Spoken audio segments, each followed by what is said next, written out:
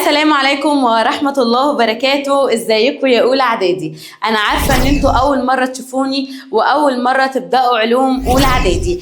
أنا عارفة إن انت محبط من الكلام اللي انت سمعته، وسمعت إن العلوم مادة صعبة وطويلة وتقيلة. يمكن ماما بتسمعني دلوقتي وسمعت الكلام ده، بس أنا عايزة أطمنك إن العلوم مش صعب زي ما كل الناس قالت عليه.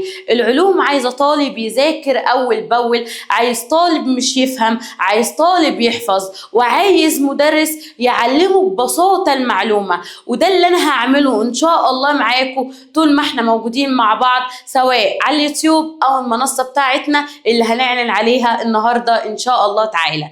بسم الله الرحمن الرحيم. تعالوا يا حلوين نعرف المنهج بتاعنا بيتكلم عن إيه. المنهج بتاعنا فيه 4 وحدات، مش عايزة أخليك تتعمق قوي عشان ما تحبطش، لا هو الدنيا سهلة ولذيذة خالص.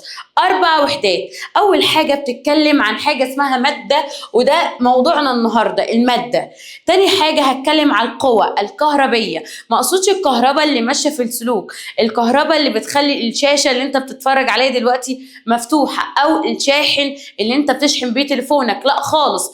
أنا بتكلم عن الكهرباء وانت في الشتاء وانت ماشي بتبدأ تعمل احتكاك بالموكيت أو الصوف، وأول ما تمسك الأكرة بتحس كده اللي انت زي كهربت كده، واول ما تخلع الجاكيت بتاعك بتسمع صوت طقطقه. دي الكهرباء اللي احنا هناخدها، مش الكهرباء خالص اللي بتمشي في السلوك. هعرف ان انا عندي لو مغناطيس، عندي قطب موجب وقطب شمالي وقطب جنوبي، واقطاب الشمالي والجنوبي بينهم تجاذب، لكن شمالي وشمالي بينهم تنافر. هناخد الجاذبيه الارضيه، وهنعرف شويه تفاصيل مهمه جدا جدا. ليه الكواكب بتدور في مداراتها، وليه كل حاجة واقفة في مكانها وما بتتحركش. هعرف كمان الكائنات الحية، أنا عندي خلايا كتير لكن الميكروبات عندها مثلا خلية واحدة، البكتيريا عندها خلية واحدة. ففي كائنات عديدة الخلية زيي، وفي كائنات وحيدة الخلية. وهناخد في الآخر النظام الشمسي، وهنعرف في الآخر إمتى يبقى عندي خسوف للقمر وإمتى يبقى فيه كسوف للشمس. كلام غريب عليك بس كله ممتع وجميل. رحلتنا جميلة وممتعة، مش عايزة أطول أكتر عليك من كده. تعالى بينا نبدأ يلا الوحدة الأولى ونعرف بتتكلم عن إيه. الوحدة الأولى بتتكلم عن حاجة اسمها المادة. تعالى نفهم يعني إيه مادة.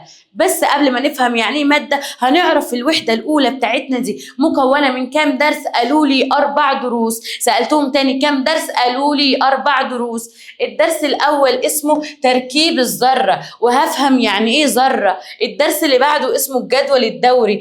أنا معايا جدول ومعايا عناصر، فأنا هاخد الجدول الدوري. هعرف المادة وخصائصها يعني وصفاتها، وهعرف الروابط الكيميائية. يلا يا جميل ابدأ معايا بالدرس الأول اللي هو اسمه إيه؟ تركيب الذرة. اللي هو اسمه إيه يا حلوين؟ تركيب الذرة. بسم الله الرحمن الرحيم. توكلنا على الله. يلا نبدأ الدرس الأول اللي هو تركيب الذرة.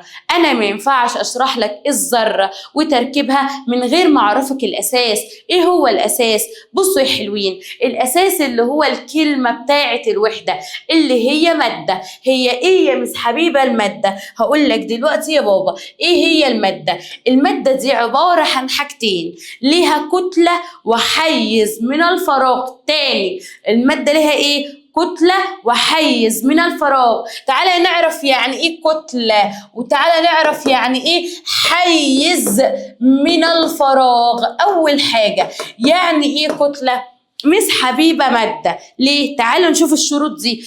أنا لما أطلع على الميزان هبقى 70 كيلو، 80 كيلو، 300 كيلو، 800 كيلو. المهم لما أطلع على الميزان ليا رقم، ليا كتلة، ليا إيه يا حلوين؟ ليا كتلة. طب إيه حيز من الفراغ؟ قبل ما أجي كده هختفي ليك أهو، هختفي ليك. الحتة دي كانت فاضية، أول ما أجي ليك أنا أخدت حيز من الفراغ اللي موجود، فأنا كده استفيت أو استكملت اللي هم الشرطين، اللي أنا ليا كتلة وليا ايه؟ حيز من الفراغ. تعالي تاني، القلم ده مادة. ليه يا حلوين القلم ده مادة؟ لما احطه على الميزان ليه كتلة، وايدي دي كانت فراغ، لما يجي عليها اخد حيز من الفراغ. يبقى انا كده استوفيت الشرطين، اول حاجة كتلة، تاني حاجة حيز من الفراغ.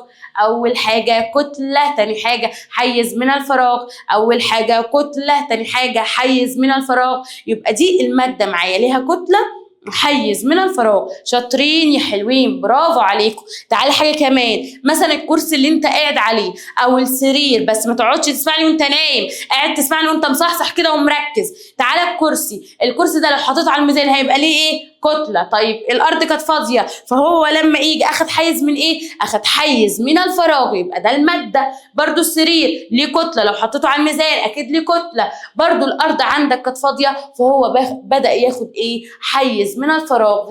ده تعريف مين؟ الماده اللي هي كتله وحيز من الفراغ. انت صدعتيني، ده انا الدرس بتاعي اسمه تركيب الذره يا مس حبيبه. ايه يا مس عماله تقولي لي ماده ومش ماده؟ ما هو يا حبيبي هقول لك دلوقتي معلومه كبيره، ان الذره دي اللي مكونه من ماده. لا فهميني، هقول لك الماده دي اللي احنا اتفقنا عليه كل حاجه حوالينا هي ماده، يعتبر اللي اصغر منها اسمه جزيئات، واللي اصغر من الجزيئات على طول اسمها ذرات، اللي هي مفردها ايه؟ ذره.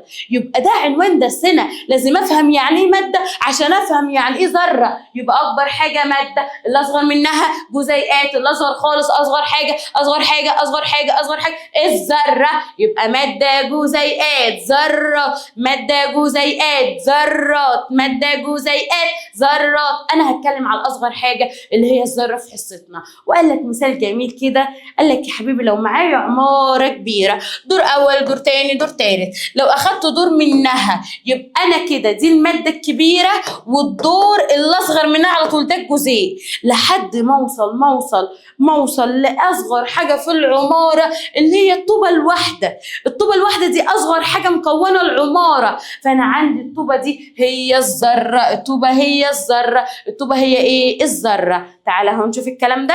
المنزل مكون من عده طوابق، في شقه لحد ما اوصل للطوبه، والطوبه هي ايه؟ الذره، والطوبه هي ايه؟ الذره. اتفقنا؟ يلا تاني نراجع. العماره دي ماده، ليه؟ عشان ليها كتله وحيز من الفراغ. التليفون برضو لو حطيته على الميزان ليه كتله، قول معايا كده واصحى ما تنامش معايا، ليه كتله وحيز من الفراغ. اللابتوب برضو ليه كتله وحيز من الفراغ. ابو الهول ليه برضو كتله وحيز من الفراغ. عندي برضو الميه ليها كتله وحيز من الفراغ. ايوه ازازه الميه، تعالي يا ازازه الميه بتاعتي اللي انا بشرب منها، ايوه لو حطها على الميزان ليها كتله. كانت فاضيه اهي، الازازه كانت فاضيه، لما حطيت الميه اخذت حته من الفراغ اللي كان جوه الميه. يبقى الميه الحاله السائله دي شرط من شروط ايه؟ وقعت خلاص، دي شرط من شروط ايه؟ الماده. طيب يا مس حبيبه يلا قولي لي الماده تعرفها ايه؟ اهي الماده كل ما له كتله، ده الشرط الاولاني، وحجم، الحجم اللي هو ايه؟ حيز من الفراغ. برافو عليك، شطور حبيبي. مثال برضو على كده، ابو الهول ماده، ايوه ما انا لو حطيته على الميزان هيبقى ليه، برافو شاطر مصحصح مركز، يبقى ليه كتله. عندي الارض كانت فاضيه، فهو بدا يعمل ايه؟ ياخد حيز من الفراغ، يبقى ابو الهول ده ماده. قال لك ابو الهول لازم تحفظي، مهمة جدا جدا جدا جدا، ان الصخور بتاعت ابو الهول هي صخور اسمها ايه؟ لو حد سألك انت معلومة عرفتها اهو، انت بقى قول انا مش هديك اي معلومات ببلاش، اديني 200 جنيه وانا هقول لك نوع صخور ابو الهول اسمها ايه؟ اسمها صخور الحجر الجيري. نوع صخور ابو الهول اسمها ايه؟ صخور الحجر الجيري. صخور ابو الهول اسمها ايه؟ صخور الحجر الجيري. المادة بقى بتاعت صخوره ايه؟ المادة بتاعت صخور ابو الهول اسمها كربونات كالسيوم. اسمها ايه؟ كربونات الكالسيوم. يبقى معايا هنا المادة كربونات الكالسيوم. اتفقنا المادة بتتكون من حاجات اصغر منها تسمى برافو جزيئات. يبقى انا عندي المادة جزيئات.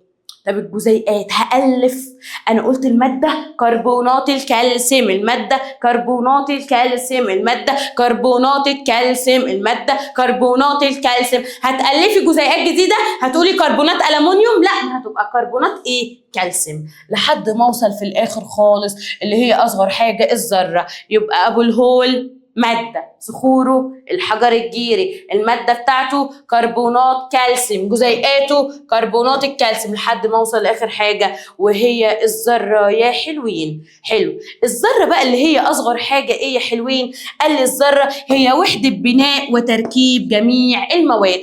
كل حاجة اللي هي المادة الكبيرة لحد ما اوصل لاصغر حاجة فيها هي الذرة. فالذرة هي وحدة بناء وتركيب جميع المواد. الذرة هي ايه يا حلوين؟ وحدة بناء وتركيب جميع المواد. الذرة ايه يا عسلات؟ وحدة بناء وتركيب جميع المواد. طيب قدامنا اختبار اهو هنحله مع بعض، هنشوف احنا فهمنا ولا لا. الاختبار ده هشرحه لك برضو شرح تفصيلي، بس عايزاك توقف الفيديو كده شوية وتقعد تحل مع نفسك، وماما تقعد تختبره وتشوف جايب كام من كام. هنشوف جبت كام من كام دلوقتي، فهمت ولا ما فهمتش؟ لو ما فهمتش بعد ما اشرح تاني اسمع من اول الجزئية دي. حلوين بصوا يا حلوين، وحدة بناء المادة مين اللي مركب كل حاجة؟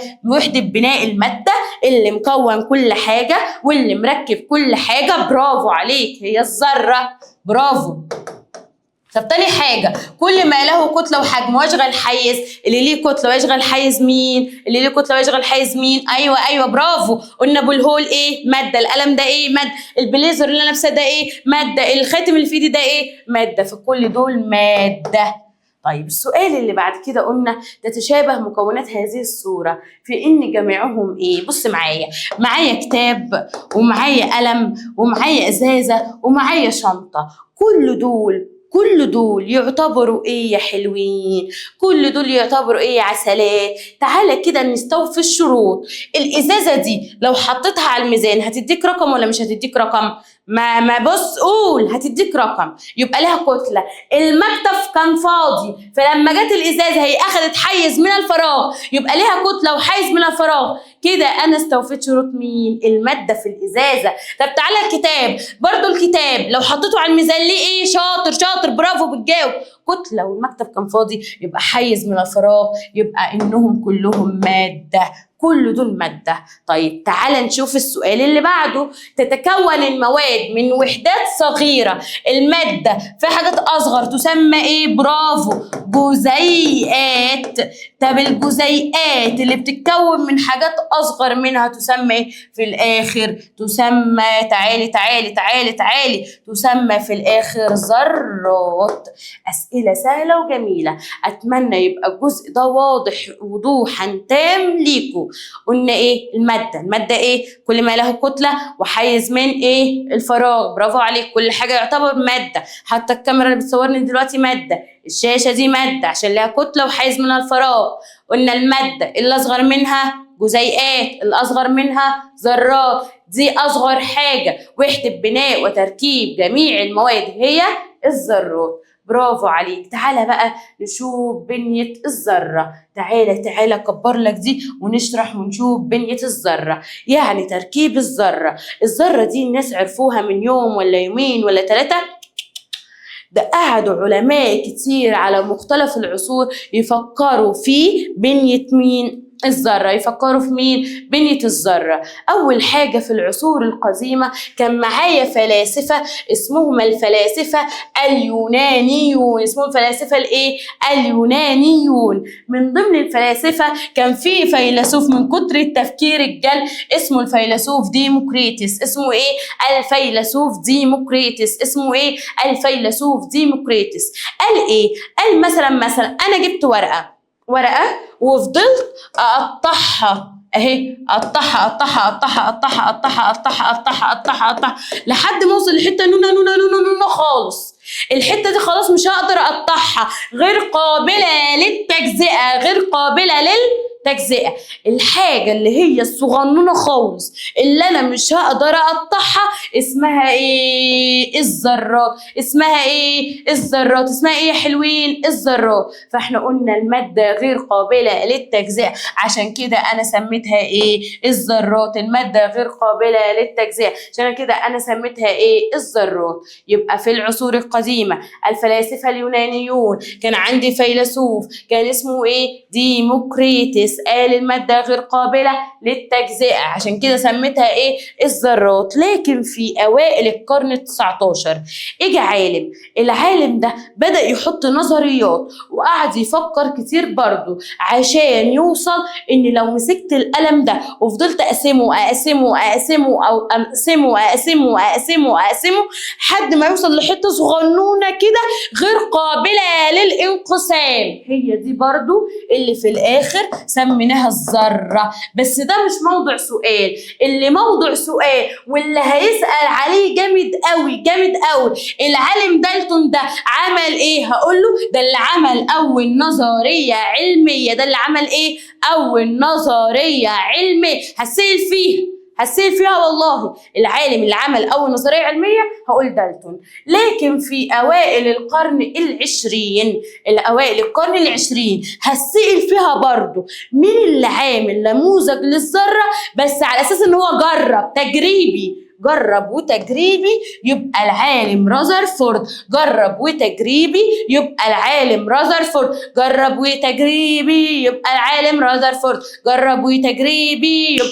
رذرفورد. يلا بنية الذرة في العصور القديمة عند الفلاسفة اليونانيون. هاتي الورقة وقطعيها لحد ما اوصل الحتة دي مالها غير قابلة للتجزئة، سميناها ايه؟ الذرات. لكن في اوائل القرن ال19 قال لي عالم اول نظريه علميه قال لك عدم قابليه الانقسام، سميناها الذره. رذرفورد في اوائل القرن العشرين ده عمل اول نموذج للذره على اساس ايه؟ تجريبي. برافو، لسه هنحل على الكلام ده، شاطرين. اللي عمل أول نموذج للذرة على أساس تجريبي قلنا العالم رذرفورد، وده اللي جاب الخلاصة، ده اللي جاب النهاية. العالم مين؟ رذرفورد. ده اللي عمل أول نموذج للذرة على أساس تجريبي. طب يلا يا رذرفورد، تقديرا لمجهودك هنعمل لك إيه؟ عملنا له حاجات كتير جدا من أهمها في نيوزيلندا حطوا صورته على الفلوس. عملوا ايه؟ حطوا صورته على الفلوس. احنا عندنا في مصر اكبر عمله ال 200 جنيه، هم برضو في نيوزيلندا حطوا صورته تقديرا لمجهوده على اكبر عملتها. على ايه؟ اكبر عملتها. فكرمت نيوزيلندا رذرفورد بوضع صورته على ايه؟ اكبر عملتها. ليه؟ تقديرا لمجهوده. والراجل ده كمان عمل ايه؟ اسفه احنا عمل له ايه؟ هو عمل ان اكتشف بنية الذرة، شاف لي وقال لي تركيب الذرة. احنا عملنا له ايه؟ ادينا له جايزة نوبل. ادينا له ايه؟ جايزة نوبل في الفيزياء، في الكيمياء. يبقى احنا ادينا له جايزة نوبل فين؟ في الكيمياء. ادينا له جايزة نوبل فين؟ في الكيمياء. يبقى العالم رذرفورد حصل على جايزة نوبل في الكيمياء. يبقى عالم نيوزيلندي حصل على جائزة نوبل في الكيمياء، حطوا صورته على أكبر الفلوس. طيب أتمنى كل اللي فات يبقى سهل معاك. بصوا يا حلوين، اللي جاي بقى ماله؟ اللي جاي يا حلوين بس عايزة أكبرها لك سنة ليه؟ عشان أنت تاخد بالك. هتكلم على بنية الذرة أو تركيب الذرة اللي مين قاله؟ برافو عليك، رذرفورد. اللي مين قاله؟ رذرفورد. فتعالى نشوف بنية الذرة. ده شكل الذرة بتاعتي. قال لك رغم ان الذرة دي اصغر حاجة، احنا قلنا اصغر وحدة بنائية تتكون منها المادة، رغم ان هي صغيرة جدا فهي ايه؟ معقدة ايه؟ التركيب. طب عاملة ازاي؟ قال لك بص، هناخد ده ونعمل له فوكس هنا اهي. قال لك يا حبيبي الذره دي من جوه في دوريه اسمها ايه؟ اسمها النواه. اسمها النواه. من جوه اسمها ايه؟ نواه مش نوال. اسمع صح، اسمها ايه؟ نواه. طب النواه دي بقى جواها ايه؟ قال لك النواه جواها يا اما بروتونات موجبه. كلام غريب، انا صدقت بنت خالتي خلاص، العلوم صعب. لا يا بابا، لا، اسمع بالراحه ما تحبطش. بروتونات موجبه ونيترونات متعادله. مش العلامه دي علامه الموجب؟ اسمها بروتونات. اسمها ايه؟ بروتونات. مش دي علامة الموجب والسالب؟ يبقى دي المتعادلة. اسمها ايه المتعادلة؟ نيترونات. طب هقول لك على حاجة، احفظ يا عم معايا. نونو بتحب التعادل، نونو بتحب التعادل. يبقى النيترونات مالها متعادلة. يبقى النواة مش النواة فيها نوعين من الجسيمات. بروتونات. ايه مالها البروتونات؟ البروتونات دي موجبة.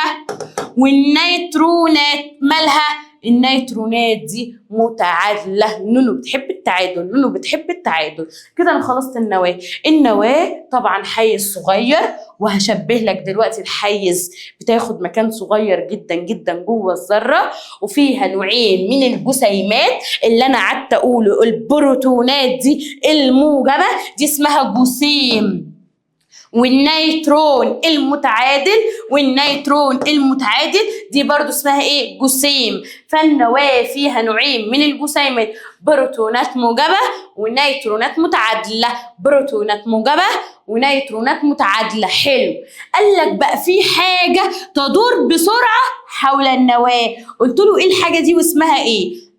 قال لي اللي بتدور بسرعة حول النواة اسمها الإلكترونات. اسمها ايه؟ الإلكترونات. مرة كمان اسمها ايه؟ الإلكترونات. طب يا مس الإلكترونات دي ماشية بطيئة ولا ماشية سريعة؟ قال لك لا، ده تدور بسرعة فائقة، سرعتها كبيرة جدا جدا جدا جدا جدا، وهنعرف دلوقتي ليه.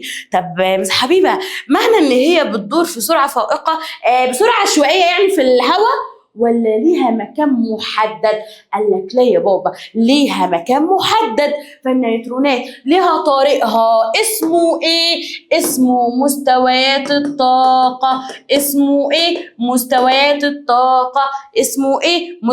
الطاقة. يبقى يلا بنية الذرة اللي اكتشفها لي وعمل على اساس تجريبي مين؟ اللي حطينا صورته على الفلوس وحصل على جائزة نوبل مين؟ شاطر، انت مركز، برافو عليك. اسمه صح، اكتبه لي عشان اعرف ان انت مركز. برافو عليك. المهم عندي حاجه في النص اسمها ايه؟ النواه دي فيها نوعين من الجسيمات، يا اما بروتونات موجبه ونيترونات متعادله. برافو. قلنا بعد كده الالكترونات دي بتمشي وتدور بسرعه فائقه حول النواه. ايه طريقها؟ مستويات الطاقه. فقال لك الالكترونات دي جسيمات ضئيله جدا جدا جدا. يعني ايه؟ خفيفه جدا جدا جدا، صغيره جدا جدا جدا جدا. مش قادره اقول صغيره، انا بقول ضئيله جدا جدا. يبقى الجسيمات ضئيله جدا جدا. ساكته؟ قال لك لا، تدور بسرعه فائقه حول النواه. تدور بايه؟ بسرعه فائقه حول النواه. وانا دلوقتي عرفتك ان ايه الحته اللي هي بتمشي فيها. عرفنا ان هي اسمها مستويات الطاقه. قال لك يا حبيبي، مش احنا قلنا النواه هي حجمها او حيز بتاعها صغير جدا جدا؟ عايزه اكبرها لك. الحيز بتاعها صغير جدا جدا. الحيز بتاعها صغير جدا جدا. عارف مثلا الملعب اللي بنلعب فيه كوره في اللي هي مثلا كاس العالم، لو جبت النواه دي ورميتها، او جبت راس دبوس، خلعت دبوس كده من طرحتي ورميته، اكني رميت راس دبوس في ملعب. بجد التشبيه ده حقيقي. الملعب عندنا كبير جدا جدا، فانا لما ارمي راس الدبوس فانا اكني كده رميت ايه؟ النواه اكنها راس الدبوس اللي موجوده في الملعب. يعني عايزه اقول لك لو مثلا الذره كده هي كده، انت شايف؟ لا مش شايف. انا بقول لك بقى ده ملعب واكنها هي راس الدبوس في الملعب. اصلا انت مش هتشوفه، اصلا انت مش هتشوفه. سيبك يا حبيبي من اللي انا كاتباه. اللي هي كده احنا خلصنا الحصه الاولى مشينها بالترتيب. لطلاب المنصه لو عايز تنورنا ان شاء الله في الفيديو هعلن عنه، وهيبقى فيه مفاجاه كبيره لاول ناس هتشترك معانا في المنصه ان شاء الله. تعالى بقى نشوف الجزء الثاني. هتكلم على خصائص مكونات ايه؟ الذره. عايزه اكبرها لك برضو سنه. خصائص مكونات الذره. يعني ايه خصائص مكونات الذره؟ يعني صفات مكونات الذره. يعني ايه صفات مكونات الذره؟ بصوا بقى يا حلوين، انا دلوقتي صفات مس حبيبه. مس حبيبه مدرسه علوم، اموره، شطوره، صغنونه، بس هي شطوره وعسوله ولذيذه واحنا هنحبها، وبتقول لنا العلوم سهله وجميله. دي خصائص مس حبيبه، دي صفات مس حبيبه. برضو للذره ليها خصائص وليها صفات. تعالى بسم الله الرحمن الرحيم نتكلم على خصائص مكونات الذره. دلوقتي دي الذره معايا، راجع وشطر، وخليك العيل الشاطر المفتح عشان تطلع من الاوائل. اللي في النص دي اسمها ايه؟ النواه فيها كام نوع من الجسيمات؟ 2. يا اما بروتونات موجبه. سجل المعلومات وهسيبها لك، والله البي دي اف ده مش هيغلى عليك. والنيترونات برضو يا حلوين. قلنا نونو بتحب ايه يا اخواتي؟ نونو بتحب التعادل، نيترونات متعادله. وقلنا الالكترونات السالبه اللي بتدور بسرعه فائقه بتدور في ايه؟ مستويات الطاقه يا حلوين. تعالى بقى نشوف البروتونات. عايزه احط لها اختصار بدل ما اقعد اكتب بروتون بالانجليزي. طب بص، بروتون الابدا ليها احط الاس ولا البي؟ انت نطقتها ايه؟ بي. في الرمز بتاع البروتون هو رمز البي، رمز البروتون هو رمز البي. طب بص، نيترون يبقى اكتب اس ولا ان؟ انت قلت نيترون يبقى الابدا اللي انت تكتب الحرف اللي نطقته اللي هو حرف الان. طب بص، الكترون يبقى الابدا تكتب اللي انت نطقته اي، بس هو عامل حركه كده جهنميه. ايه هي الحركه الجهنميه؟ احنا قلنا الالكترونات شحنتها ايه؟ سالبه. دي المستر بتاعت الرياضه هي اللي بتقول لك، الميس بتاعت الرياضه، المستر بتاعت الرياضه مش عارفه. المستر بتاع الرياضه هو اللي بيقول لك الكلام ده يا حلوين، هو اللي بيقول لك ان الالكترونات مالها سالبة الشحنة،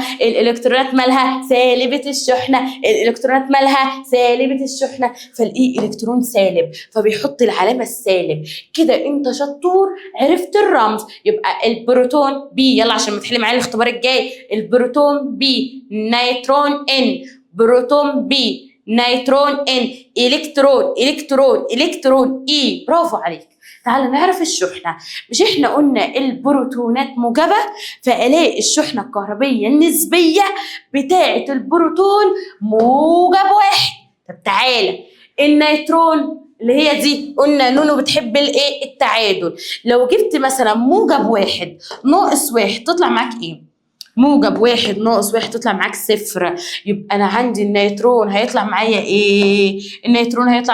0. يبقى النيترون طلع معايا 0. والإلكترونات قلنا الإلكترونات اللي بتمشي في مستويات الطاقة شحنتها سالبة، فبقت معايا سالب إيه؟ 1. كده أنت فهمت. يبقى سهلة عليك حفظ. يلا البروتون جوه النواة موجبة هتبقى موجب 1، النيترون موجب 1 ناقص 1 تديك 0. الإلكترون بتمشي في مستويات الطاقة السالبة هتبقى سالب 1. تعالى نعرف بقى، خلصنا الكتلة، خلصنا الشحنة، تعالي نخش على حاجة تانية اسمها الكتلة.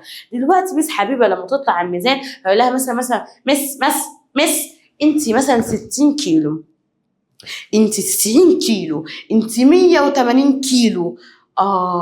طب انت يا صغنون يا اللي في اولى اعدادي هيقول لك انت 35 كيلو، انت 50 كيلو، لكن اخوك اللي لسه مولود 10 كيلو، 5 كيلو، 7 كيلو.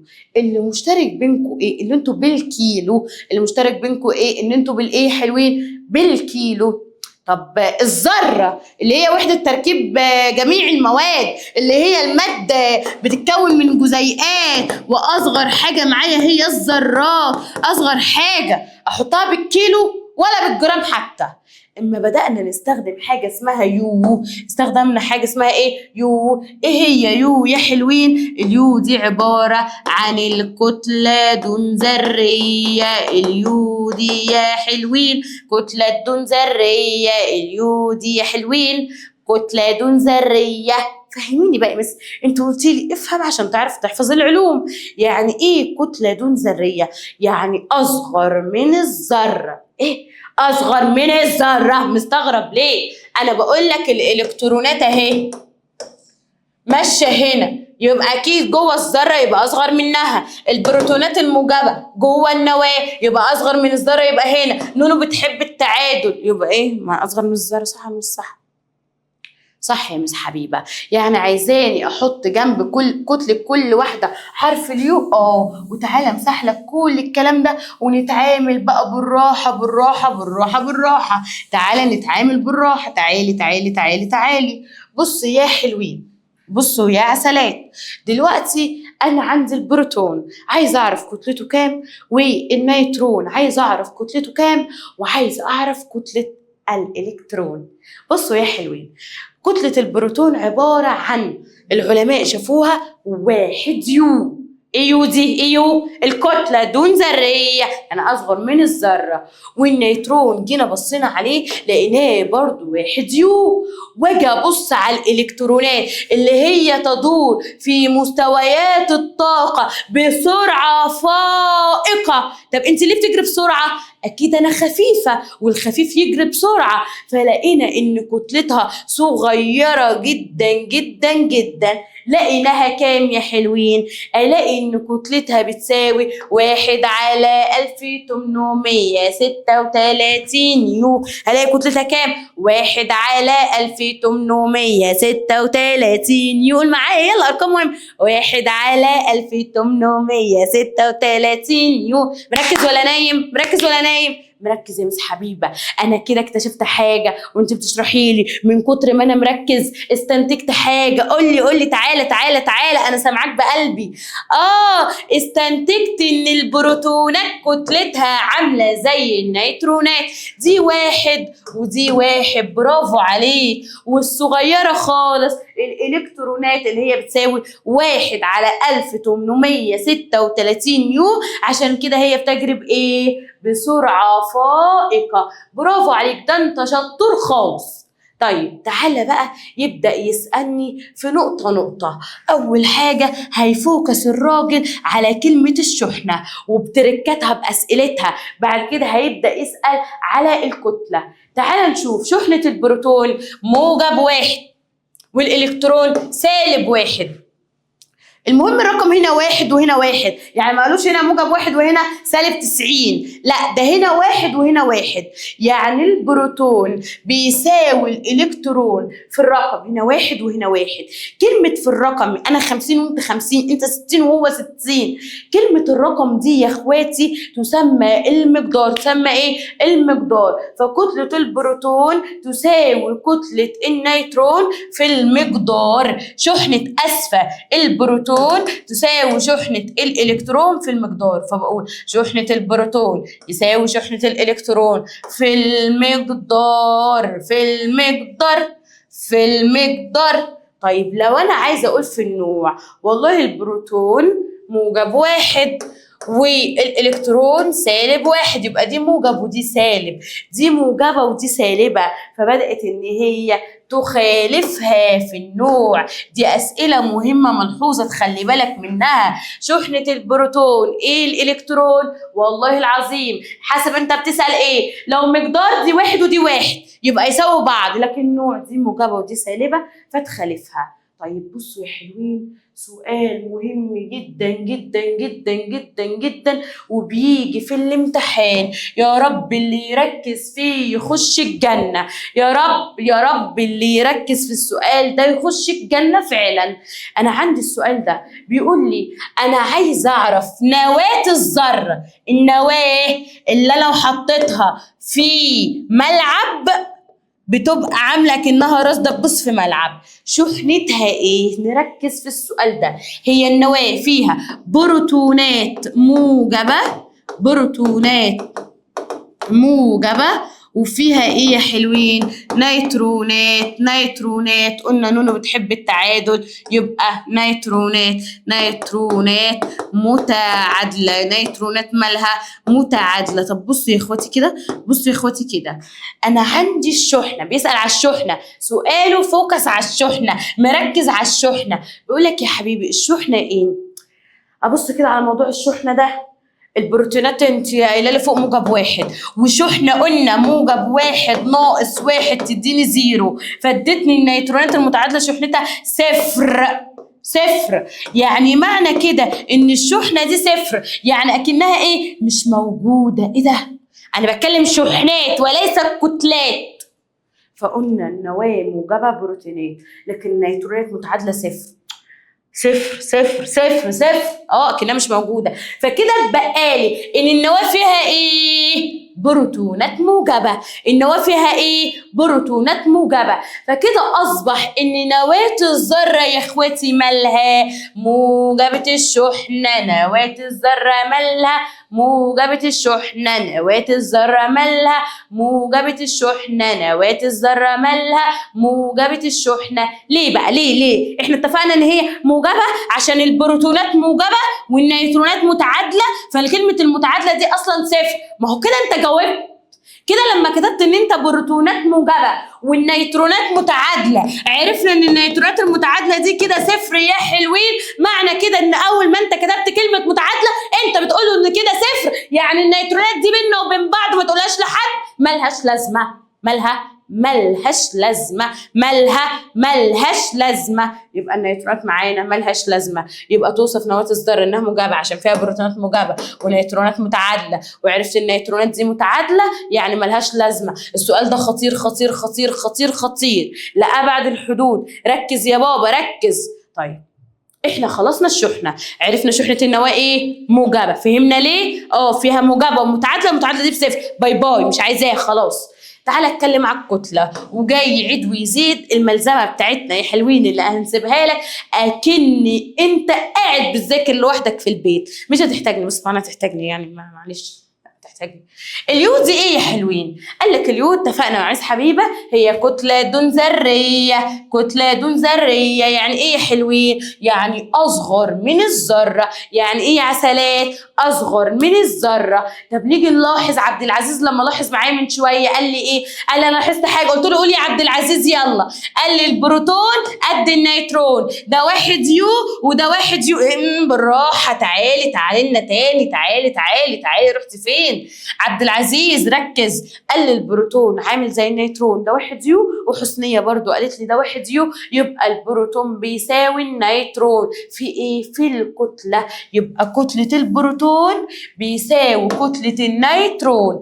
البروتون اللي هو اتفقنا بي بروتون، نيترون ان متعادله. ليه؟ قلنا دي والله دي واحد يو البروتون، ودي النيترون واحد يو. البروتون واحد يو والنيترون واحد يو. واتفقنا ان الالكترونات كتلتها صغيره جدا جدا. من كتر ما هي صغيره فانا ما بقولش صغيره، بقول ايه؟ برافو عليك، ضئيلة جدا جدا جدا. بتساوي كام يعني؟ بتساوي 1/1836 يو. بتساوي كام؟ 1/1836 يو. شطور يا بابا. طيب يجي يقول لك بسبب ان الكتله دي ضئيله جدا جدا واصغر من صفر يجي اكتر من 3 مليون مره، النتيجه. قال لك النتيجه لما اجي احسب كتله الذره اللي هي دي الذره اللي هي جواها نواه، اللي جواها البروتونات الموجبه والنيترونات المتعادله والالكترونات اللي بتدور فين يا اخواتي؟ في مستويات الطاقه. النتيجة المترتبة على كده قال لك والله انت مش دي كتلتها ضئيلة بتقولي اصغر من صفر تجيب 4 مليون مرة، 3 مليون مرة، 2 مليون مرة، 10 مليون مرة. فالنتيجة ههملها أصلا، ده أصغر من صفر كتير. فالنتيجة اللي أنا ههمل الإلكترونات. أيوة يعني هركز على الكتلة فين؟ هركز على الكتلة اللي موجودة داخل النواة. يبقى النتيجة تهمل كتلة الإلكترونات عند حساب كتلة الذرة. هركز بس إن الكتلة موجودة في النواة. إيه ده تعالى ده السؤال جاي تحت أهو. الكتلة موجودة أكتر فين؟ في النواة. قلنا ليه؟ قلنا والله الإلكترونات دي ضئيلة جدا جدا ما بحسبهاش. يبقى لضئالة كتلة الإلكترونات لما قارنها، ما هي واحد يو وواحد يو ما شاء الله مش كتير يعني، بس قال لك لما تبقى أصغر من الصفر مليون مرة ولا على الأقل يبقى عندها رقم واحد. فقال لك إيه؟ تتركز الكتلة في النواة. ليه يا عسول؟ لضئالة كتلة الإلكترونات لما قارنها بكتلة البروتينات وكتلة مين يا إخواتي؟ النيترونات. فيجي يقول لك التفسير عشان اكنك بتذاكر لوحدك اهو. تفسير الالكترونات كتلتها 1/1036 اصغر من الصفر بكتير طبعا من البروتونات والنيوترونات اللي هما الاتنين 1U. طيب انا عايزاك قبل ما تاخد البريك وترتاح، عايزاك تركز كويس قوي قوي قوي قوي في اللي جاي.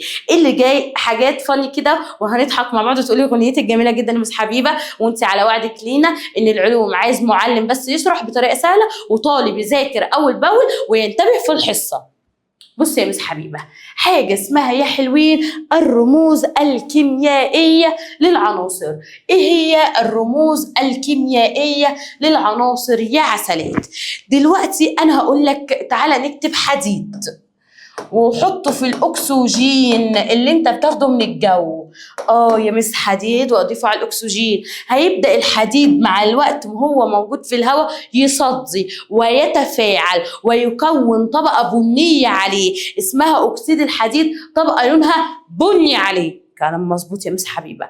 العلماء بقى ولا كلهم بيكتبوا عربي، يعني ما الناس اللي في الدول الاجنبيه عارفين الحديد بيتفاعل مع الاكسجين ويكون طبقه بنيه، هيكتبوها بالانجليزي. طب الدول فرنسا ايه هيقعدوا يكتبوها بالفرنسي؟ قالوا ما احنا هنقرر ونحدد لغه معينه نمشي عليها. قلنا ايه؟ قال يا حبيبي احنا بنشوف اللغه اللاتينيه واللغه الانجليزيه، هي دي مرجعنا. قلنا له يعني ايه يعني؟ قال لي بص يا مس، احنا بنعمل كده لو لقيت مثلا عنصر زي الكربون بالانجليزي اسمه كربون، لكن باللاتيني اسمه كاربو. بالانجليزي كربون لكن باللاتيني كاربو. هقول له ايه؟ هقول له والله اول حرف في الانجليزي عامل زي اول حرف في اللاتيني، فمش هتفرق اخد اي حرف فيهم، اخد الانجليزي او اللاتيني، فاخد سي. طب بص، نيتروجين بالانجليزي نيتروجينيوم، لكن باللاتيني بالانجليزي اسفه نيتروجين، لكن باللاتيني نيتروجينيوم. ده ان وده ان مش هتفرق، خد اي حاجه، ما هو اول حرف هنا هو اول حرف هنا فخد الان. طب الكلور ولا يا ولا هنا برضو اول حرف في الانجليزي عامل زي اول حرف في اللاتيني، بس انا هكتب سي. طب ما السي هي كربون، فقلنا هنحل الموضوع ده اللي انا اخد الحرف اللي بعده، وجيت وحطيت وقلت يا لهوي ده الحرف اللي بعده سايلنت، يا لهوي هعمل، قال لك سكيبوا عدوا. ما هعمل ايه يا مس؟ خد اللي بعده، ما انا بقول لك اهو سايلنت، خد اللي بعده. يبقى السي والال، يبقى الكلور رمزه سي ال. اشوف اللي بعده. الكروم برضو الانجليزي عامل زي اللاتيني، بس اخد السي هيبقى عامل زي الكربون. يا لهوي يا نصيبتي اسوده، اعمل ايه؟ اقول لك خد اللي بعده. اللي بعده ايه؟ اللي بعده سايلنت، قلت لك سكيب وخد اللي بعده. فالكروم اصبح سي ار. عايزه تقولي ايه يا مس؟ بس صبط يلا. بص يا حبيبي، بص عسل، انت لو لقيت الانجليزي عامل زي اللاتيني مش هيفرق. الحرف الاولاني هنا في الانجليزي عامل زي هنا في الحرف الاولاني من اللاتيني، احنا كده كده بناخد الحرف الاولاني فمش هتفرق، هاخد اي حاجه.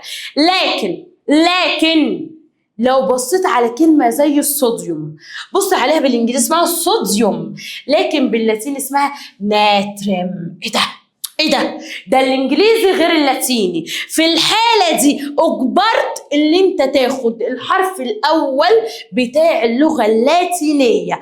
يبقى لو الانجليزي مختلف عن اللغه اللاتينيه، عشان بيجي سؤال علي ليه الصوديوم يكتب اول حرف ان ايه وليس اس او، هقول له والله لان تختلف اللغه الانجليزيه عن اللغه اللاتينيه، فنكتب باللغه اللاتينيه. وجمد قلبك كده وانت بتاخدها، جمد قلبك.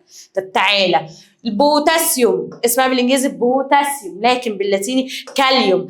الاقي الانجليزي مختلف عن اللاتيني، اعمل ايه؟ خد اللاتيني يا عم، فيبقى حرف الكي. ماشي يا حلوين؟ يبقى الانجليزي لما بيبقى مختلف عن اللاتيني اخد اللاتيني. تعالى اهي بص يا حبيبي، رمز العناصر يمثل الذرة. كل عنصر من دول للذرة اللي احنا رسمناها اللي هي خالتك نواة ومستويات الطاقة. قال لك العناصر اللي بيتفق اسمها باللغة الإنجليزية مع اسمها باللاتيني، خد الحرف الأول واكتبه كابيتال. اهو الحرف الأول وخده ايه؟ كابيتال. لازم اكتبه كابيتال، وده هعلمه لك دلوقتي. طيب لو هي حرفين اخد الحرف الاول اخليه كابيتال والتاني اخليه سمول. طب في عناصر الانجليزي مختلف عن اللاتيني زي الصوديوم والبوتاسيوم، قال لك في الحالة العناصر التي لا يتفق اسمها باللغة الانجليزية مع اسمها باللغة اللاتينية يرمز لها حسب حروف اسمائها باللغة مين، اخد مين اخد مين اخد مين، اللاتينية. بس اراعي كويس جدا، الحرف الاول كابيتال التاني يبقى سمول. الحرف الاول كابيتال في حاله الحرفين، الحرف الاول كابيتال التاني يبقى سمول. مس ايه يعني اعمل ايه؟ اعرف منين؟ قال لك لا انت مش هتعرف، احنا اللي هنقول لك، احنا اللي هنقول لك رموز العناصر وانت عليك تحفظ. يعني مس حبيبه النهارده هتديك باغنيه شويه رموز عناصر. يلا بصوا يا حلوين، اول حاجه هقولها معاكم النهارده شويه رموز نحفظهم صم. اول حاجه بوتاسيوم، بوتاسيوم اللي احنا لسه قايلينه فوق اهو اللي هو كي، بوتاسيوم كي اسم الله عليه. قول تاني، بوتاسيوم كي اسم الله عليه، بوتاسيوم كي اسم الله عليه. هيجي يضرب، ضرب الصوديوم، ضرب الصوديوم ان ايه، ضربه قويه على ايديه. بوتاسيوم كي اسم الله عليه، ضرب الصوديوم ان ايه، ضربه قويه على ايديه. والنحاسيو راح وقلبوه، والنحاسيو راح وقلبوه. يلا احفظ معايا، بوتاسيوم كيه اسم الله عليه، ضرب الصوديوم ان ايه، ضربه قويه على ايديه. والنحاسيو راح وقلبوه. والحديد اف اي راح وفاتن عليه، والحديد اف اي راح وفاتن عليه، والحديد اف اي راح وفاتن عليه. يبقى يلا من الاول، بوتاسيوم كيه اسم الله عليه، ضرب الصوديوم ان ايه، ضربه قويه على ايديه. والنحاسيو راح وقلبوه. والحديد اف اي راح وفاتن عليه، والحديد اف اي راح وفاتن عليه. طيب انا مش هكمل لك بقيه الاغنيه غير لما تكمل الفيديو معايا، وهتلاقيها في الفيديو للاخر لما تكمل الفيديو عشان تبقى شاطر وتستفاد. طيب يا حلوين، طيب يا حلوين، يلا نشوف اختبار بقى على الكلام ده عشان نبدأ نرتاح وناخد بريك. بصوا يا حلوين، اختر الإجابة الصحيحة. مين العالم الذي وضع أول نظرية؟ مين اللي حط نظرية؟ مين اللي حط نظرية؟ برافو، دالتون. طب أول تجربة مين اللي جرب؟ مين اللي جرب؟ برافو، رذرفورد. في عالم حصل على جائزة نوبل وتم تكريمه، اللي حصل على جائزة نوبل وكرمناه وحطوا صورته على أكبر فلوس عشان عمل أول نموذج للذرة على أساس تجريبي، رذرفورد طبعا. البروتونات الشحنة ايه؟ خلي بالك بس على الشحنة مش الكتلة، الشحنة والله موجبة. طب كتلة الإلكترونات قلنا كتلتها ضئيلة جدا جدا، بتساوي 1/1836 نيوتن. هنرتاح شوية ونرجع لك تاني، اوعى تروح بعيد. داخلالكوا الدخلة التانية بمفاجأة جميلة وسعيدة لكل طلابنا اللي سألونا عن الأونلاين. الحمد لله دلوقتي موجود ابليكيشن الفزلوكة، تقدر تحمله لو انت تليفونك اندرويد او ايفون. الابليكيشن سهل وبسيط، بينزل عليه دروس شرح مجانا وكويزات مجانا، ولو عايز تشترك معانا موجود، وفي دعم فني بيوصلك ويحل معاك اي مشكلة، وفي طبعا فريق بيقدر يتواصل مع بابا وماما كل نهاية اسبوع يعرفك مستواك، ومش هتعرف تخش الحصة التانية من غير ما تخلص امتحان الحصة الاولى. يعني في نظام مراقبة شديد جدا عليك، اكنك موجود قدامي. ده خبر اتمنى يبقى خبر سعيد ليكم، وان شاء الله هتلاقوا اللينك تحت، ادخل واشترك معانا في المنصة بتاعتنا. يلا بقى يا حلوين نشرح ونكمل شغلنا في الدرس الأولاني. درس طويل شوية لكنه ممتع وجميل وانت بتقدر تستفاد منه. أول حاجة يا حلوين هنبدأ نتكلم عليها في الجزء الثاني اللي هي الأسمدة. الأسمدة دي مركبات تستخدم اللي أنا أحسن الإنتاج الزراعي، دي مركبات كيميائية أهي. من أهم الأسمدة دي سماد عندنا اسمه سماد ال NPK، حتى مكتوب على الكيسة أو الشجرة اسمها إيه؟ الكيسة أو اسمها إيه دي اسمها إيه؟ الكيسة اللي هي بنحط فيها الاسمنت، هي دي. المهم مكتوب عليها اللي هو السماد اسمه NPK، ده هو نوع السماد NPK. طب هو مسميه على اساس اول حرف من كل واحد من عياله؟ لا، على اساس الفايده اللي هترجع لينا. يعني مثلا عندنا الN ده نيتروجين، الN ده ايه؟ نيتروجين. والبي ده عباره عن فوسفور، والبي ده عباره عن فوسفور. هنحفظ الرموز كلها ما تقلقش. ان نيتروجين بفوسفور، ان نيتروجين بفوسفور. بعد كده ده بوتاسيوم كي، اسم الله عليه. يبقى ان نيتروجين بفوسفور بوتاسيوم كي، ان نيتروجين بفوسفور بوتاسيوم كي، ان نيتروجين بفوسفور بوتاسيوم كي. تعال اعرف استخدام كل واحده. النيتروجين فيها حرف الر من النص، صح؟ طيب النيتروجين دي اكيد في استخدامها في النبات اكيد هي بتعمل حاجه، انا بسهلها عليك بقولك فيها حرف الر في النص، صح؟ يبقى برضو الاوراق برضو فيها حرف الر في النص. يبقى النيتروجين مهم للاوراق. طب انا عايزه اخلي الاوراق لونها يكون اخضر ولا اصفر ودبلان ويموت؟ لا، اخضر يمس. يبقى النيتروجين معانا مهم لايه؟ اخضرار الاوراق. النيتروجين معانا مهم لايه؟ لاخضرار الاوراق. خلاص سهله اهي. النيتروجين فيها ر من النص، يبقى الاوراق فيها ر في النص. طيب في الاخر بعد كده الفوسفور ماله؟ همسح لك ده. الفوسفور يا حلوين مش الر في الاخر؟ يبقى برضه هختار الكلمه اللي الر بتاعتها في الاخر. فالجذور برضو الره بتاعتها في الاخر. يبقى الفوسفور مهم جدا جدا للجذور. الفوسفور ماله؟ مهم جدا جدا للجذور. مرة كمان، الفوسفور ماله؟ مهم جدا جدا للجذور. يبقى المهم الفوسفور للجذور. انا عايزه اخليها قويه ولا ضعيفه؟ لا، مش اخليها قويه. يبقى لتقويه الجذور، لتقويه الجذور، لتقويه الجذور، لتقويه الجذور. يبقى ان نيتروجين فيها ر من النص، يبقى الاوراق فيها ر من النص. اخليها خضراء ولا صفراء؟ خضراء. بحفظك، اما انا اسمي فزلوكه ليه؟ يبقى لاخضرار الاوراق. الفوسفور فيها ر في الاخر، يبقى الجذور فيها ر في الاخر. طب عندي البوتاسيوم ده بيعمل ايه؟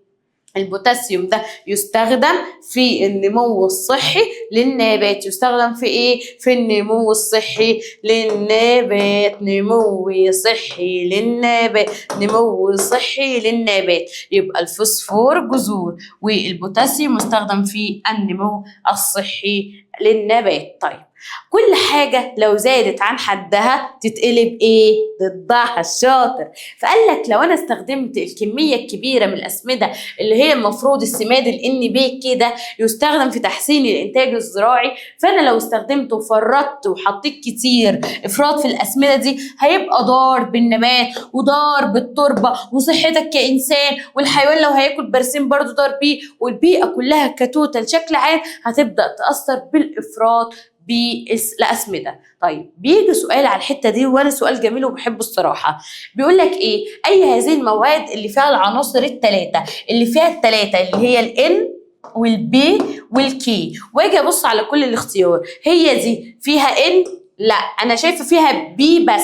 هغير له كل لون عشان يبقى واضح. فدي مش نافعه. انا عايزه السؤال بتاعي بيقول لي ايه؟ يستخدم يحتوي على العناصر الثلاثة. يبقى انا عندي لا، انا عايزه الثلاثة، يبقى دي ما تنفعش. طب دي الكي موجودة، لكن فين البي وفين الان؟ مش موجودة، يبقى مش معايا. يجي هنا الان والبي والكي الثلاثة موجودين، فاختار الاختيار ج. اختار الاختيار ايه؟ ج. فهمت يا حبيبي نوع الأسمدة؟ شاطر. تعالى بقى عشان احنا هنخش دلوقتي على الشغل اللي بما يرضي الله، بما يرضي الله، بما يرضي الله. بص يا حلوين، انا مس حبيبه اول ما دخلت على الصفحه دي شمرت كده واستعدت وبقت مصحصحه وربطت الاحزمه وقالت يلا بينا. وانا اقول لكم جاهزين؟ ترد عليا تقولوا ان شاء الله، قدم المشيئه جاهزين ان شاء الله. بسم الله الرحمن الرحيم. هتكلم عن العلاقه بين اعداد الجسيمات دون ذريه. انا بحب افهمك العنوان. لو فهمت العنوان انا كحبيبه الصراحه شايفه ان انت فهمت نص المعلومات اللي تحتها. العلاقة يعني بين حاجة ودي في علاقة بينهم هنعرفها. بين ايه؟ أعداد الجسيمات. مين الجسيمات؟ اللي هي البروتونات والنيترونات والإلكترونات. الدون ذرية اصغر من الذره. تعالى نفهم بقى يا حلوين واحده واحده. تعالى مثلا ابص على الهيدروجين. قال لي الهيدروجين البروتونات 1، النيوترونات 0، الكترونات 1، ولو جمعت البروتونات والنيوترونات 1 و0 هتطلع 1. كل الجدول ده زي الفل للاطلاع او للقراءه، هيفيدني في حاجات لكن مش باب سؤال يعني. طيب انا بس عايزاك تبص على حاجه مهمه جدا جدا جدا جدا، تشوف مين بيساوي بعض في كل الجدول. يعني في حاجتين، يعني مثلا الهيدروجين في حاجتين هنا بيساوي بعض فيها. كبر هو ليكوا سبحان الله، كبر يا مرزقين يا مرزقين. ابص على الهيليوم في حاجتين هنا بيساوي بعض. الليثيوم في 2 كده دايما بيساوي بعض. البريليوم في 2 بيساوي بعض. البورون في 2 بيساوي بعض. الكربون في 2 بيساوي بعض. ايه مين اللي اخد باله؟ مين الشطور؟ مين الأمور؟ مين العسول اللي أخد باله؟ في بنوتة شطورة اسمها ليلى ورا أخدت بالها. يا ليلى يا ليلى يا شطورة يا ليلى. قالت لي ليلى إن البروتونات 1 والإلكترونات 1. شاطر. والهيليوم البروتونات 2 والإلكترونات 2. شاطر. والليثيوم البروتونات 3 والالكترونات 3. طلع برافو عليك. البريليوم قالت البريليوم البروتونات 4 والالكترونات 4. طلع شطوره. البورون قالت البروتونات 5 والالكترونات 5. طلع برافو عليكي. قالت لي البروتونات 6 والالكترونات 6. قلت لها يا بنت الحلال انت شطوره جدا جدا، وده مش في اللي هم ال6 عناصر اللي قدامك بس، ده يعتبر في كل الجدول. عدد البروتونات بيساوي عدد الالكترونات. عدد البروتونات بيساوي عدد البروتونات. اي عنصر لاي ذره في الدنيا انا بظبطها لك عشان اراجع لك الذره. لما اراجع لك الذره هنبدا يا حلوين نفتكر مع بعض. بسم الله الرحمن الرحيم. احنا عايزين مش نكبرها قوي كده. بصوا يا حلوين معايا اهي الذره بتاعتي جواها نواه. النواه دي فيها ايه؟ بروتونات موجبه ونيوترونات متعادله والالكترونات اللي ماشيه في مستويات الطاقه. فانا لاحظت في كله ان عدد البروتونات بيساوي عدد الالكترونات، وانت كده مظبوط صح. عدد البروتونات بيساوي عدد الالكترونات في كله. فلاقي الموجب بيساوي السالب، معنى كده ان في تعادل. الذره بتاعتي شحنتها متعادله كهربيا. شحنتها مالها؟ متعادله، عشان الموجب دايما بيساوي السالب. الموجب دايما بيساوي ايه؟ السالب. فيجي في اي ذره في الدنيا عدد البروتونات بيساوي عدد الالكترونات. عدد البروتونات بيساوي عدد الالكترونات. عدد البروتونات بيساوي عدد الالكترونات. فالذره كده بتاعتي متعادله كهربيا لان عدد البروتونات بيساوي عدد الالكترونات. فيجي يسالك ليه الذره متعادله؟ لسه قايلين لأن تساوي عدد البروتونات الموجبة الموجودة داخل النواة مع عدد الإلكترونات السالبة. السالبة دي واقفة ولا تدور؟ تدور في حتة اسمها إيه؟ مستويات الطاقة. بتدور فين؟ حول مين؟ حول النواة. طيب نخش بقى على الجزء المهم معايا يا حلوين. في شوية حاجات لازم اللي احنا نفرق بينها، وانا عشان اشرح لك الكلام ده انا محتاجة افتح وايت بورد. بص معايا يا حلوين، في العناصر اللي انت شفتها ورا مثلا شفت الهيدروجين H11، الهيليوم H24. هتلاقي الصوديوم ضرب الصوديوم Na ضربة قوية على ايديه هتلاقي 11 فوق 23. يعني انا دايما بلاقي في ارقام، في رقم تحت وفي ارقام فوق. فده موضوعنا دلوقتي، موضوعنا دراسة الارقام اللي تحت وموضوعنا دراسة الارقام اللي فوق. يلا يا حلوين دلوقتي انا هفترض زي الرياضة س ص ع او اكس واي زد. انتوا دلوقتي بتاخدوا رموز بالانجليزي صح؟ حلو. العدد اللي تحت هديله رمز الزد، وده عليك وانا مش بفترض من عندي، ما افترضش من دماغي، انا هديله رمز الايه؟ الزد. والعدد اللي فوق ما بفترضش من دماغي، ده عندكم بديله رمز الايه. يبقى اللي تحت بديله رمز الزد واللي فوق بديله رمز الايه. اللي تحت بديله رمز الزد واللي فوق بديله رمز الايه. اللي تحت بديله رمز الزد واللي فوق بديله رمز الايه. كلام زي الفل. طيب الزد ده اسمه ايه والايه ده اسمها ايه؟ ده موضوعنا النهارده. طب يا مس حبيبه انتي هم كاتباهم ناحية اليمين ولا ناحية اليسار؟ لا يا حبيبي، أنا كده كاتباهم هما الاتنين ناحية اليسار، كاتباهم هما الاتنين إيه؟ ناحية اليسار. فإما الزد هلاقيها ناحية أسفل في اليسار، يا إما الإيه هلاقيها فين؟ أعلى في اليسار. يبقى الزد هلاقيها يا أسفل في اليسار يا إيه هلاقيها أعلى في اليسار. طب يا مس حبيبة دي اسمها إيه بقى ودي اسمها إيه؟ الزد اللي هي الأسفل في اليسار دي اسمها إيه؟ قال لك الزد اللي هي الأسفل في اليسار اسمها العدد الذري. الزد اللي هي أسفل في اليسار اسمها إيه؟ العدد الذري. واللي إيه اللي هي أعلى في اليسار اسمها العدد الكتلي. اسمها إيه يا حلوين؟ العدد الكتلي. يبقى زد اللي هي الأسفل العدد الذري، واللي فوق اسمها العدد الكتلي. شاطرين يا حلوين.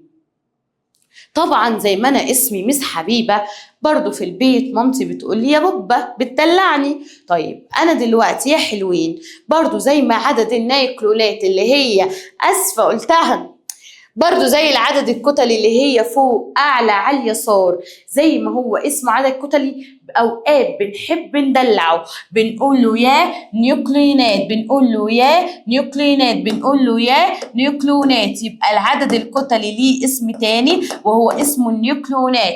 العدد الكتلي اسم تاني هو اسمه النيوكليونات.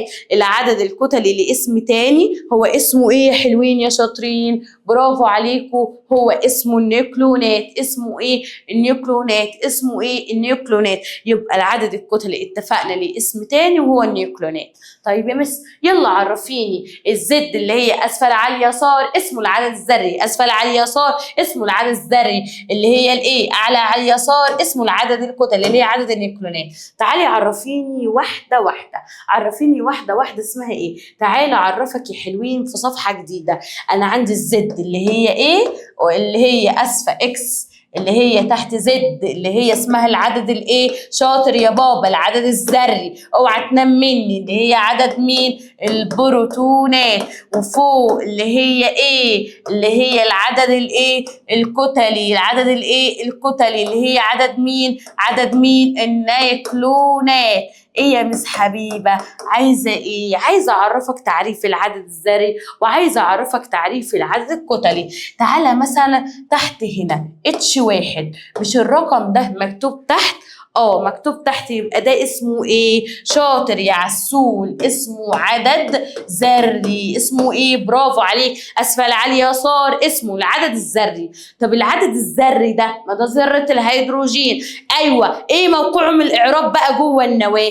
قال لك العدد الذري مكانه جوه النواة هو عدد البروتونات الموجبة. هو ايه؟ عدد البروتونات الموجبة. تاني العدد الذري هو ايه؟ عدد البروتونات الموجبة. فيديني يقول لي تعريف العدد الذري، اروح قايله له ايه؟ اقول له دي عدد البروتونات، عدد البروتونات الموجبة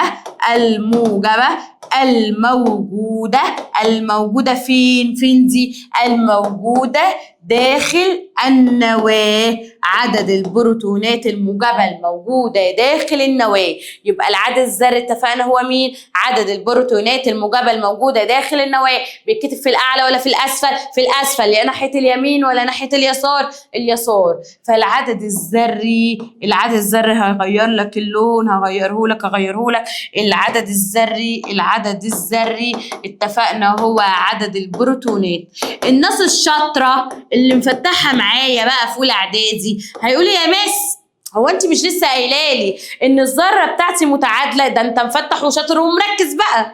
قلتي لي كمان عدد البروتونات بيساوي عدد الالكترونات. يعني معنى كلامك لو البروتونات 5 الاقي الالكترونات 5، البروتونات 3 هلاقي الالكترونات 3. مظبوط يا بابا. فانا عندي العدد الذري عدد البروتونات بيساوي عدد الالكترونات، عدد البروتونات بيساوي عدد الالكترونات. فده تايتل العدد الذري اللي هو عدد البروتونات بيساوي عدد الالكترونات، عدد البروتونات بيساوي عدد الالكترونات. فده بقى قانون العدد الذري اللي هو العدد الذري اللي هو شاطر البروتونات اللي هي بي بيساوي الالكترونات اللي هي ايه. كده انا لخصت لك الحته الاولى. طب تعالي لو لقيت العدد بتاعي اهو، ده نجيب اللون الازرق زي اللي فوق، H1 مكتوب في الاعلى. اتفقنا اعلى على اليسار اسمه ايه؟ برافو، عدد كتلي. قلنا ليه اسم تاني اسمه عدد النيوكلونات. شطور، برافو عليك. تعالى بقى نحط تعريف كل واحده. ايه هو العدد الكتلي؟ قال لك العدد الكتلي يا امو يا عسول، قال لك ده كل حاجه جوه النواه. مش هو بروتينات موجبه؟ وقال لك فيها كمان نيترونات متعادله. يبقى العدد الكتلي كله موجود جوه النواه. يبقى العدد الكتلي مجموع عدد البروتونات والنيترونات. العدد الكتلي مجموع عدد البروتونات والنيترونات. العدد الكتلي مجموع عدد البروتونات والنيترونات. العدد الكتلي مجموع عدد البروتونات والنيترونات. يبقى العدد الكتلي يعمل مجموع، اجمع مين؟ كل حاجه داخل النواه. يبقى مجموع البروتونات والنيترونات. دي فين يا حلوين؟ برافو عليك، موجودة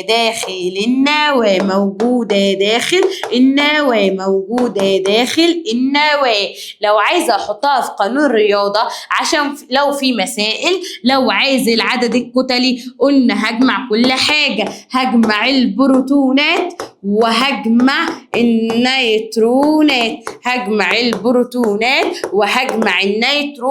خلاص سهلة دي. طب افرض غطت عليا وبرد، قال لي انا عايز النيترونات، هعمل ايه؟ هقول له والله النيترونات هعمل ايه؟ حتة رياضة لسه هتتعلمها انت في الرياضة، اللي بعد اللي يساوي ينزل زي ما هو، يبقى عدد كتلي ناقص البروتونات. طب يا مس افرضي بقى انا عايزه البروتونات دي، مركز مصحصح معايا، البروتونات دي اللي بعد اللي يساوي ينزل زي ما هو، اللي هو العدد الكتلي، وناقص عدد مين اللي بقالي؟ النيترونات. ويجي عيل شاطر ومصحصح قال لي هو مش البروتينات دي هي اصلا العدد الذري؟ ما هو العدد الذري هو عدد البروتونات الموجبه. يبقى العدد الذري هو البروتونات. يبقى ده معايا مين؟ العدد الذري. بصوا يا حلوين، صفحة كده بما يرضي الله.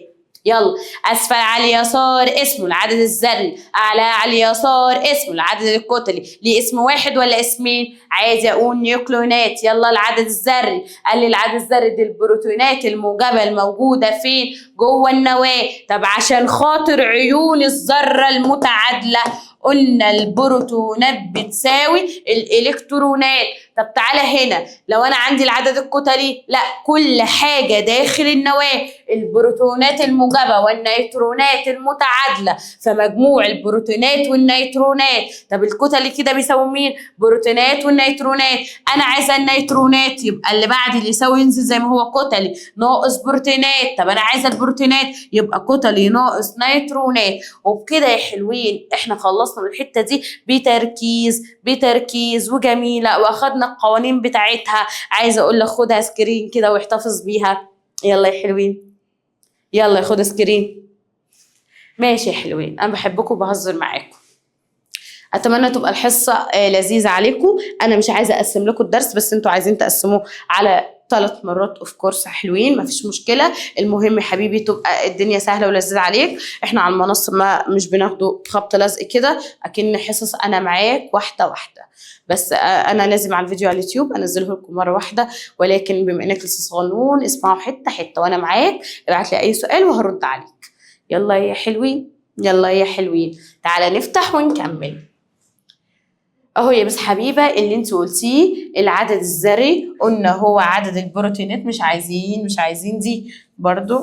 تعالي قلنا العدد الذري هو عدد البروتونات الموجبة الموجودة داخل النواة. تعالى بقى يا حلوين نشوف الكلام ده على المذكرة اللي احنا اخدينها وتبقى موجودة معاكم PDF. الرقم اللي تحت اسمه العدد الذري صح؟ اللي هو زد. برافو عليك، لازم يبقى على ناحية اليسار. والايه العدد الكتلي برضو اسمه نيوكلونات. وقلنا اللي موجود في الاسفل اسمه العدد الذري، واتفقنا ان هو البروتينات الموجودة داخل النواة.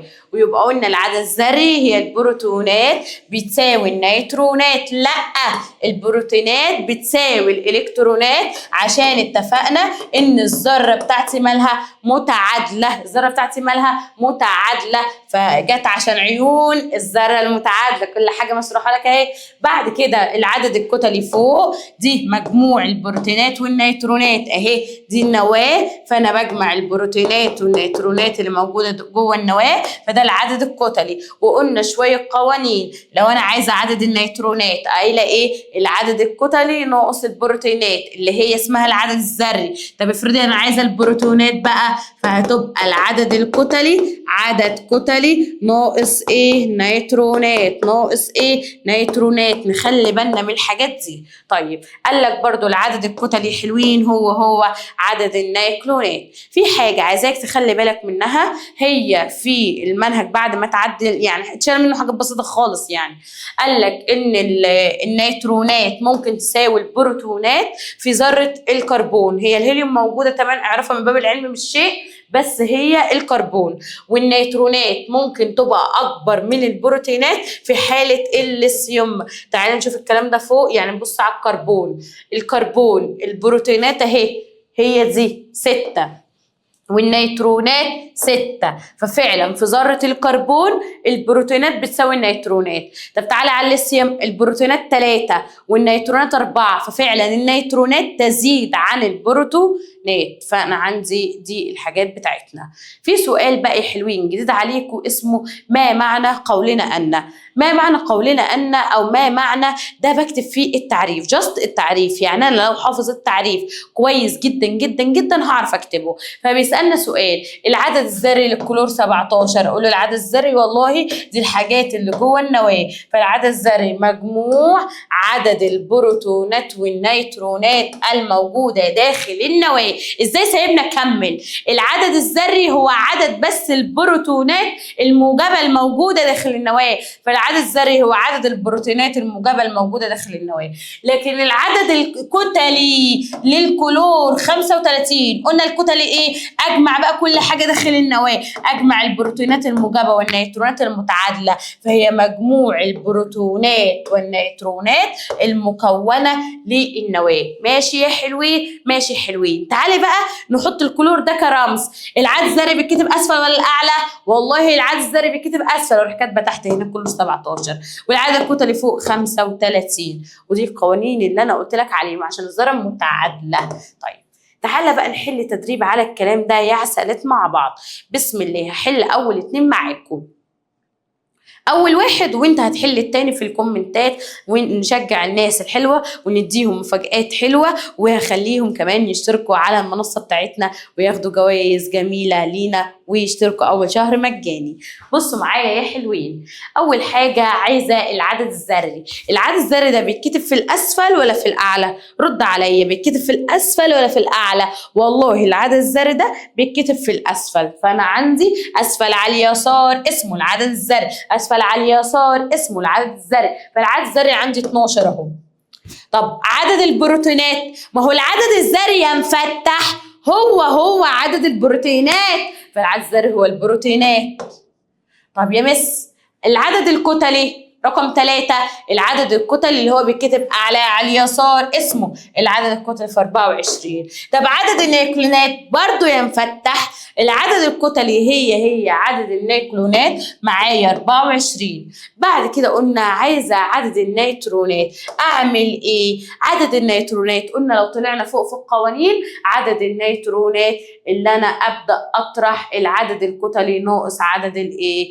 البروتونات. فانا عندي عندي عدد النيوترونات هي العدد الكتلي عدد كتلي ناقص البروتونات. فالعدد الكتلي معايا 24 ناقص البروتونات اللي هي 12، فهتساوي معايا 12. هتساوي معايا ايه؟ 12. ماشي يا حلوين؟ ماشي. الأسئلة اللي هتتعرض قدامك دي أنا عايزاك تجاوبها معايا في التعليقات، وإن شاء الله ليك حاجة حلوة. خلصنا يا ولد الحصة التالتة. ماشي يا حلوين؟ انت قدها وقدود، انت شطور، انت امور، انت عسول. تعالى بقى على كل اللي فات نحل التدريبات، وطبعا على منصتنا انا بحل معاك على كل جزء تدريبات اكتر من كده بكتير، بس هنا عشان مدة الفيديو يعني. وحدة بناء وتركيب جميع المواد هي مين؟ اللي بتتركب منها كل حاجة هي الذرة. طيب بيسألني سؤال يقول لي ما الرمز الكيميائي لعنصر الحديد؟ علما بأن نواة ذرته فيها 26 بروتون ولا 30 نيترون. هو الحديد مكون من رمزين، قلنا الحديد Fe راح وفاة عليه، صح؟ فانا عندي الحرف الاولاني متفقين يبقى كابيتال والتاني سمول. ابص لا دي مش معايا ودي مش معايا، فانا محتاره يا اما الف بحل كده يا اما جيم. طيب هو بيقول البروتونات 26، هي البروتونات اللي هي مين؟ العدد الذري. برافو عليك. العدد الذري معايا بيتكتب في الاسفل ولا في الاعلى؟ لا يتكتب في الاسفل، فهختار العدد الذري اللي في الاسفل، فاختار الاجابه ج. في عالم بقى يا حلوين عمل اول نظريه علميه، اللي حط اول نظريه علميه معايا العالم دالتون. الجسيمات الدون ذريه المكونه للنواه. يلا السؤال ده عامل نفسه مديهاليه وسؤال صعب. كل تحياتي لاصحابي واصدقائي اللي في الاهليه والطلاب الاعزاء. عايز الجسيمات الدون ذريه اللي موجوده داخل النواه. اهي النواه فيها بروتونات موجبه ونيوترونات متعادله، يبقى انا عندي جسيمات دون ذريه عشان هو محدد النواه الذره مش محدد كل الذره، فاختار البروتونات والنيوترونات. فين الاجابه دي؟ اهي الاجابه ج. الاجابه ج. طيب يا حلوين يلا نكمل حصتنا. بسم الله الرحمن الرحيم. بنبدأ مع بعضينا الحصة الخامسة. الحصة الخامسة هي حصة سهلة ولذيذة ومش صعبة، دي كلها أغاني جميلة وحاجات جميلة خالص. أنا بس محتاجة من حضرتك إن أنت تركز معايا. هبدأ أتكلم على مستويات الطاقة اللي هي بتدور فيها شاطر الإلكترونات. طب مستويات الطاقة دي عددها كام يا حلوين؟ أنا شايف كده مستويات طاقة كتير. قالك مستويات الطاقة دي أمور عددها 7 مستويات طاقة. عددها كام مستوى؟ شاطر 7 مستويات طاقة. عاملة زي إيه؟ عاملة زي الشمس وما بيدور حواليها الكواكب، برضو هم ماشيين في مسار. فانا برضو عندي هنا الالكترونات ماشيه في مسار، اكن دي الشمس هي النواه ودي الالكترونات. الالكترونات اسمه ايه الطريق بتاعها؟ مستويات الطاقه. كم مستوى بقى يا حلوين؟ عندي 7 مستويات طاقه. 7 مستويات طاقه. بس قال لك يا حبيبي ركز، قال لك كل مستوى طاقه رئيسي هنعرف من مستويات الطاقه الرئيسيه السبعه عامله او تحتها مستويات طاقة فرعية، عاملة زي الشيف الرئيسي وتحته برضو شيفات فرعية. فأنا عندي كده يا حلوين برضو مستوى الطاقة الرئيسي في عدد من مستويات الطاقة الفرعية. طب هما مستويات الطاقة الرئيسية اللي بيدور فيها الإلكترونات اللي هم عددهم 7 اسمهم ايه؟ ركز في المعلومة الجهنمية اللي من الدرجة العفريتية دي. هم كي ال ام ان او بي كيو. ايه ده ده اي بي سي. ايوه كي ال ام ان او بي كيو. مره كمان كي ال ام ان او بي كيو. فمستويات الطاقة السبعة عندنا دي اللي هي مستويات الطاقة الرئيسية. قال لك يا حبيبي عندنا أول 4 مستويات دول اللي هركز عليهم كويس قوي قوي، اللي هم الكي ال ام ان، عشان المفروض اخر حاجه لو اعتبرتها دي بطنهم، دي معدتهم. كل واحد بيشبع بعدد معين. بيشبع بايه؟ مش دي مستويات طاقه؟ اكيد مش هيشبع بكريب بانيه، لا يا حلوين، ولا بيتزا، لا يا بابا. هيشبع بما انها مستويات طاقه، هيشبع بالالكترونات. هيشبع بايه يا حلوين؟ بالالكترونات. فانا عندي عايزه اعرف كل واحد بيتعلم ازاي او بنشبعه ازاي. قال لك تبعا لقانون. تبعا لايه؟ لقانون. القانون ده مش بعوض في كل السبع مستويات اللي هم كي ال ام ان او بي كيو نيفر نيفر، امال ايه؟ لا، انا بعمل عليه في الاربعه الاولى، في الاربع مستويات الاولين اللي هم ايه؟ كي والال والام والان والاو. ايه ده؟ لا لا يا مس بتهزري، انا بقول لك الاربعه الاولى. يبقى كي ال ام ان هعوض عنه بالقانون ده. اسم القانون ايه؟ 2 ان تربيع. 2 ان تربيع. عايزه تقولي ايه؟ عايزه اقول لك الاتنين دي بضعف الحاجه. يعني مثلا بقول 2 اجي اضربها في 2 هتروح طالعه لي 4، فانا كده بضاعف الحاجه. فالاتنين دي خليتها ضعف. طب ايه ان ده؟ قال لي ده رقم المستوى. هل ان ده رقم المستوى الاول ولا الثاني ولا الثالث ولا الرابع؟ اكتب الخامس بقى يا بس، يلا بالمره بقى كمليهم كلهم. قال لك لا، القانون ده بتاع اول 4 مستويات، فانا معايا ضعف الان ده رقم المستوى الطاقه مربع، يعني على الاله اللي هي التربيع. لو جربت على الاله يعني الحاجه مضروبه في نفسها كم مره؟ مرتين. الحاجه مضروبه في نفسها كم مره؟ مرتين. فده التعويض يا كتكوت يا امور. احنا عندنا اول 4 مستويات، ما ينفعش يبقى ال5 وال6، لا استحاله. عندي ان دي رقم المستوى، فاجي اعوض الاتنين هتنزل اهي. الان كي ده مستوى الطاقة الأولاني. طب إيه ده؟ تربيع، يبقى ربعته على الآلة هلاقيها فيها 2 إلكترون. يبقى أنا عرفت إن مستوى الطاقة الأولاني كي يتشبع ب2 إلكترون.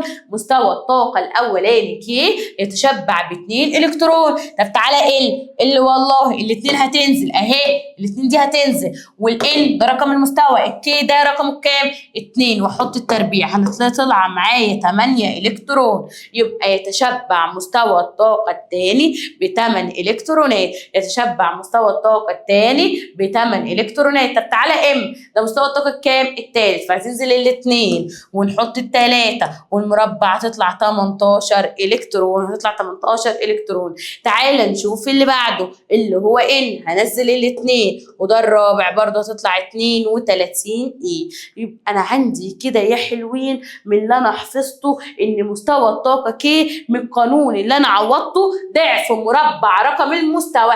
تاني ضعف مربع رقم المستوى، ضعف والاتنين دي مربع والان دي رقم المستوى. هاجي اعوض هلاقي الكي ب2، معوضت ال ب8، الام ب13، الان ب32.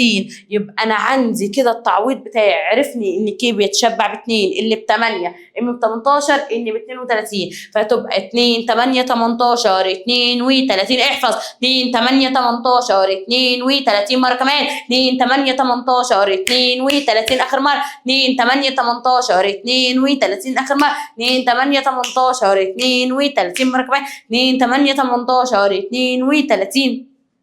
فأنا عندي مستويات الطاقة بتتشبع بال2 8 18 32.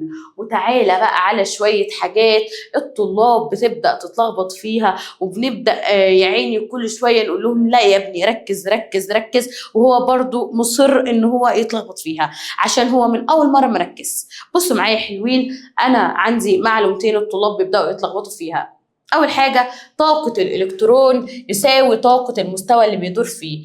إحنا قلنا الكي مثلا بتشبع بكام؟ ب2 إلكترون. يبقى ال2 إلكترون طاقتها هتيجي من فين؟ من مستوى كي اللي هي بتمشي فيه. انت معاك الملزمه اكني بشرح في البيت. فالاتنين دي اجوا من فين؟ من طاقه المستوى اللي هي بتمشي فيه. طب حاجه كمان قال لك يا بابا كل ما بطلع فوق المسافة بين مستويات الطاقة تقل. فيقول لي بالابتعاد عن النواة اللي يحصل يقل الفرق في الطاقة. والله عشان انط من ايه لمستوى الطاقة لان الاولاني لان التاني انا محتاج انط نطة جامدة، يعني محتاج انط كل ده.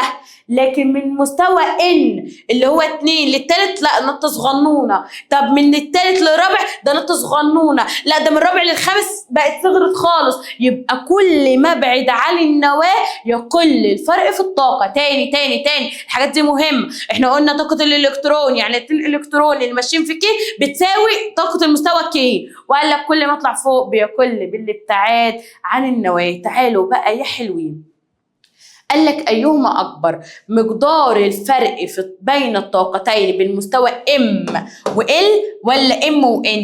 تعالى، هو الM ده كام؟ K L M ده التالت، والL K L ده التاني. طب تعالى M والN. الM ده قلنا اتفقنا التالت، K L M N ده الرابع. ايه يا جماعة؟ بيقول لي ايه أكبر في الفرق؟ قال لي والله يا مس اكبر في الفرق يعني المسافه عشان انط كبيره، فالاكبر عشان انط كبيره الاقي ان هي عندي المستوى التاني للتالت اكبر عشان انط من بالتالت للرابع. يبقى الفرق بين ام وال اكبر من ان وام. ماشي يا حلوين؟ ماشي يا عسلات؟ فهمتوا الحته دي؟ الحاجات دي بتلخبط الطلاب. قلنا طاقه الالكترون المستوى اللي هي بتساوي فيه، لما ابعد الفرق اللي بيحصل له بيقل. طيب في قواعد بقى اسمها التوزيع الالكتروني. يعني ايه؟ انا دلوقتي عندي مثلا الصوديوم ده عايزه ابدا اوزعه، ابدا احطه في مستويات الطاقه دي. ذره معايا، عاش يا ابطال قربنا نخلص. دي ذره معايا عايزه ابدا اوزع، عايزه ابدا اعرف هتبدا تمشي فين ولا تاخد كام ولا ايه اللي هيتم. فأنا لازم عندي قواعد همشي بيها. فأنا عندي اسمها قواعد التوزيع الإلكتروني. اسمها إيه؟ قواعد التوزيع الإلكتروني. فأنا عندي مثلا لازم حتما ولابد أمشي بالترتيب لمستويات الطاقة. فأنا معايا كي ال ام ان او بي كيو، وأنا ماشي خلصت ده اخش على اللي بعده، خلصت اخش على اللي بعده، خلصت اخش على اللي بعده، خلصت اخش على اللي بعده، خلصت اخش على اللي بعده، وهكذا. طب ايوه قواعد ايه بقى اللي انا امشي عليه؟ ما اكيد في قواعد امشي عليه. ايوه شطور. القواعد ان الكي اخرها 2 ما تتحملش اكتر من 2، لكن ال والام والان والاو والبي وكيو كل دول اخرهم كام؟ 8. ما يشيلوش اكتر من 8، لكن اقل من 8 عادي. الكي ما تشيلش اكتر من 2، لكن اقل من 2 عادي يا بابا. دي قواعد التوزيع في مستويات الطاقة. يا إما هعملها شكل الذرة اللي هي دي نواة ودي مستويات الطاقة، ودي ما بتجيش كتير، احنا الأكتر بنعملها كده بتبقى أسهل لينا. يعني بدل ما أقعد أعمل دورية كده لا باخد حتة من الدورية بعملها كده، دي بتبقى أسهل لينا. طب تعالى نبدأ نتدرب يا حلوين. أنا بيقول لي دلوقتي اعملي توزيع إلكتروني في مستويات الطاقة، وهناخد أمثلة كتير. لو ما فهمتش من اول مره هتفهم من الثانيه من الثالثه من انا معاك لحد ما تقولي بص يا مس انا وقفت الفيديو عشان فهمت. بصوا يا حلوين، اول حاجه انا عشان ابدا اوزع لازم احدد انا هوزع الرقم اللي تحت ولا الرقم اللي فوق. انت بتقول رقم؟ بالله عليك الساعه ونص اللي انا عماله اشرح في الاخر بتقولي رقم؟ الرقم اللي تحت اسمه ايه يا بابا؟ العدد الذري. واللي فوق اسمه ايه يا عسول؟ العدد الكتلي. ايوه كده. ليه اسم تاني يا بابا؟ تخلينيش بقى اتغاب عليك. اسمه ايه؟ العدد الايه؟ الكتلي، اللي هو عدد النيوكلونات. فانا لما اجي اوزع ابدا اوزع مين؟ العدد الذري ولا عدد النيوكلونات؟ شاطر. اوزع الرقم اللي تحت. هتقولي اللي تحت اسمه العدد الذري يا بابا. اسمه ايه العدد الذري؟ اللي هو مين؟ برافو عليك، عدد البروتونات. فانا لما اجي اوزعه هبدا باول حاجه بالترتيب. ما انا همشي كي خلصت اخش على ال، خلصت اخش على الام، خلصت اخش على الان، خلصت اخش على الاو، وهكذا لحد ما اخلصهم. وكل ذره على قد ما تشيل على فكره. يلا اول حاجه هبدا بالكي. كي دايما 2. تحط اقل عادي لكن ما تحطش اكتر، فانا حطيت 2 اهو، فالكي دايما 2. بعد الكي اللي ما تشيلش اكتر من كام؟ 8. يبقى دي ما تشيلش اكتر من 8. 2 و8 كام؟ 10. هي كام اللي انا بوزعها؟ 11. احسب كده في دماغك. 11 من 10 بقى لي 1 حطيتها في الام. هتحط 8 فيها؟ هتحط 8 فيها تبقى مفتري لو حطيت 8 فيها. هي اصلا 11. يبقى لو حطيت 8 كده هتبقى يا بابا 2 و8 10 و8 18. يبقى ده طبعا مش هينفع.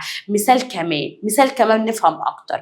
احنا طبعا في التوزيع ممكن نعمل كده، يعني عادي تعمل كده وعادي نعمل بالشكل ده. طبعا كل المدرسين والمدرسات في المدارس وفي كل الدنيا بيستسهلوا ده اسرع للطالب، وده اللي بيجي وده اللي بيتكرر وده اللي هتمشي عليه. ابدا اوزع ال 17 ولا ال 35؟ ايه رد. ال 17 اسمه ايه بقى؟ اسمه ايه بدل ما اجيلك؟ اسمه العدد الذري. برافو عليك. يلا اوزع العدد الذري. كي دايما ب2. بعد الكي مفيش مستوى يشيل اكتر من 8. 2 و8 10. بقالي كام من 17؟ بقالي 7. برافو عليك. طب تعالى هنا. يلا اوزع مين؟ العدد الذري اللي هو 8. كي 2. يا مس بعد الكي احط فيها 8 واجري؟ حرام عليك. اجمع كده 2 و8 كام؟ 10. انا مش عايزه 10، انا عايزه 8. فقال لي لا، انا 8 شلت منها 2 بقالي 6. فكده وزعت. تعالى نحل ده. بوزع مين؟ العدد الذري. ابدا بكي دايما 2. بعد الكي يلا 9 شلت منها 2 بقى 7 عشان تديني التسعة. طب تعالى هنا اوزع مين؟ العدد الذري. كي دايما 2. بعد 8. 2 و8 10. بقالي 2. عشان كده اتعلمت اعمل ايه؟ اتعلمت ان انا اعمل توزيع الكتروني، ولسه تاني هحل معاك اكتر. تعالى نوزع دي. يلا اوزع العدد الذري. بقى بيدينا عدد ذري على طول اهو. بقى يا راجل طيوب ما بيلخبطنيش. الكي 2. بعد الكي ما تشيلش اكتر من 8. 2 و8 10. اتبقى لي كام في الام اللي عليها الدور؟ اتبقى لي 3 عشان انا ما ينفعش اوزع اكتر من 13. طب تعالى هنا بوزع العدد الذري.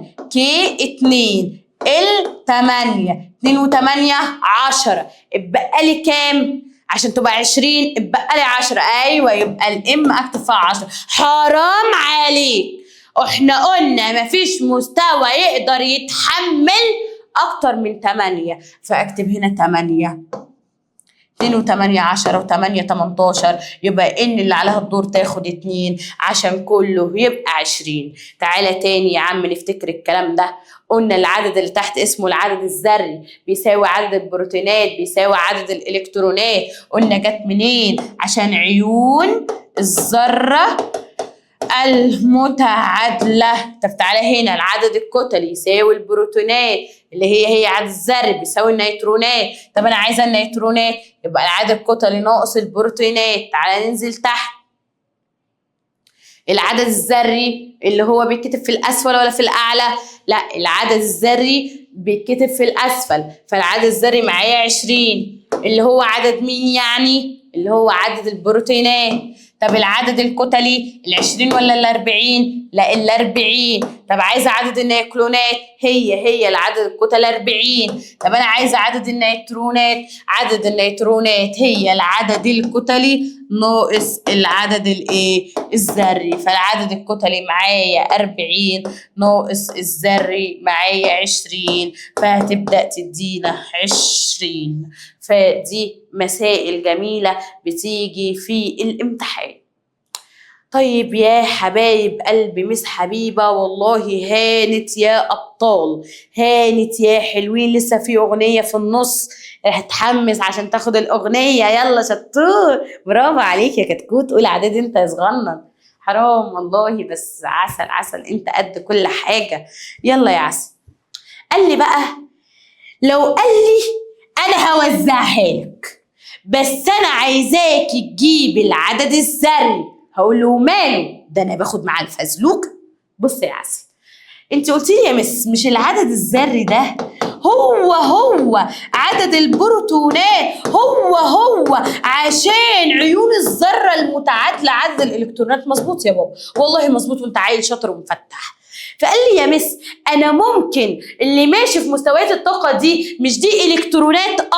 قال لي ما انا ممكن اجمع الالكترونات دي وهي العدد الذري. ما هو العدد الذري 11 البروتونات هتبقى 11 الالكترونات هتبقى 11، لو عدد ذري 12 البروتونات هتبقى 12 الالكترونات هتبقى 12. تعالى كده نجمع دول، تعالى نجمع الالكترونات اللي ماشيه في مستويات الطاقه 2 و8 10 و1 11، يبقى العدد الذري طلع معايا 11 اللي هو البروتونات 11 اللي هو الالكترونات 11. سهله وبسيطه اهو. يبقى اجمع الالكترونات اللي ماشيه في مستويات الطاقه عشان تديني مين؟ العدد الذري. وانا كاتبه لك في PDF اللي هتلاقيه تحت وهتحمله وتذاكر منه كويس جدا جدا جدا في كل التركات في كل الاسئله. العدد الذري هو اجمع الالكترونات اللي ماشيه في ايه؟ مستويات الطاقه. تعالى هنا اللي ادوها لي بالمنظر ده صعب عليا؟ لا مش صعب عليا طبعا. الكي اصلا من غير ما اعد بقى الهبل اللي انت عامله ده كي دايما 2، ادي 1 2 ده متاكده كمان من قبل ما اعد يا بابا. والال انا متاكده طول ما انت دخلت على الام اللي بعد ال فانت لازم تملي الام. طب املي ال بكام؟ املي ال ب8. يبقى انا من غير ما اعد والله الكي ب2 والال دي ب8 وانا بقسم لك بالله من غير ما اعد. وابقى عد ورايا. دخلت على الام بقى، لا دي مضطره اعدها عشان دي في الاخر، لكن اللي قبل كده يا حلوين طول ما انت دخلت على حاجه جديده طول ما انت دخلت على مستوى طاقه جديد يبقى انت اوريدي مليت اللي قبله. فتعالى للام هنا كده 1 2 3 4 5 6 7 7. فاحط كده يبقى العدد الذري 2 و8 10 و7 يبقى 17. يبقى العدد الذري معايا 17. يعني عايزه تقولي لي لو عايز العدد الذري اجمع الالكترونات اللي ماشيه في مستويات الطاقه مظبوط. سواء اداني المنظر ده او المنظر ده. افرض بقى يا مس حبيبه جايلي مساله كلاميه اعمل فيها ايه؟ اتنح؟ تاخد عندي وهتنح؟ لا غريبة، حاجة غريبة. بصوا يا حلوين بيقول لي حساب العدد الذري. احسب العدد الذري لعنصر تدور الكتروناته في 3 مستويات طاقة. يعني عايز 3 مستويات طاقة ومستوى الطاقة الخارجي يعني في الآخر يحتوي على 3 إلكترون. بصوا بقى يا حلوين هما ماشي في 3 مستويات طاقة. أنا لازم أمشي بالترتيب، ما ينفعش أكتب NOB MNO، لازم امشي بالترتيب. لازم امشي KLM، لازم امشي ايه؟ KLM، لازم انا امشيها بالترتيب. فتعالى كده امشي KLM. هو بيقول لي مستوى الطاقة الخارجي الأخير في كام؟ 3. حطيت في الأخير 3. طب أنت هتسيب اللي قبله أقرع؟ ما أنا لازم أمليه يا أستاذ يا المشاهد، أستاذ المشاهد العزيز. هتحط في الخارجي اللي اتفقنا إن هما 3 مستويات خلاص KLM، أحط في الخارجي 3. تمام. اللي قبله أقرع؟ لا أمليه. الكي دايما 2، مفيش مستوى يشيل اكتر من 8. اجمعهم بقى 2 و8 10 و3 13. تعالوا بقى يا حلوين احل معاكم المساله دي. بيقول لي احسب العدد الذري لعنصر تدور الكتروناته في 4 مستويات طاقه ومستوى الطاقه الخارجي يعني الاخير فيه 5 الكترونات. طيب ينفع امشي OPQ؟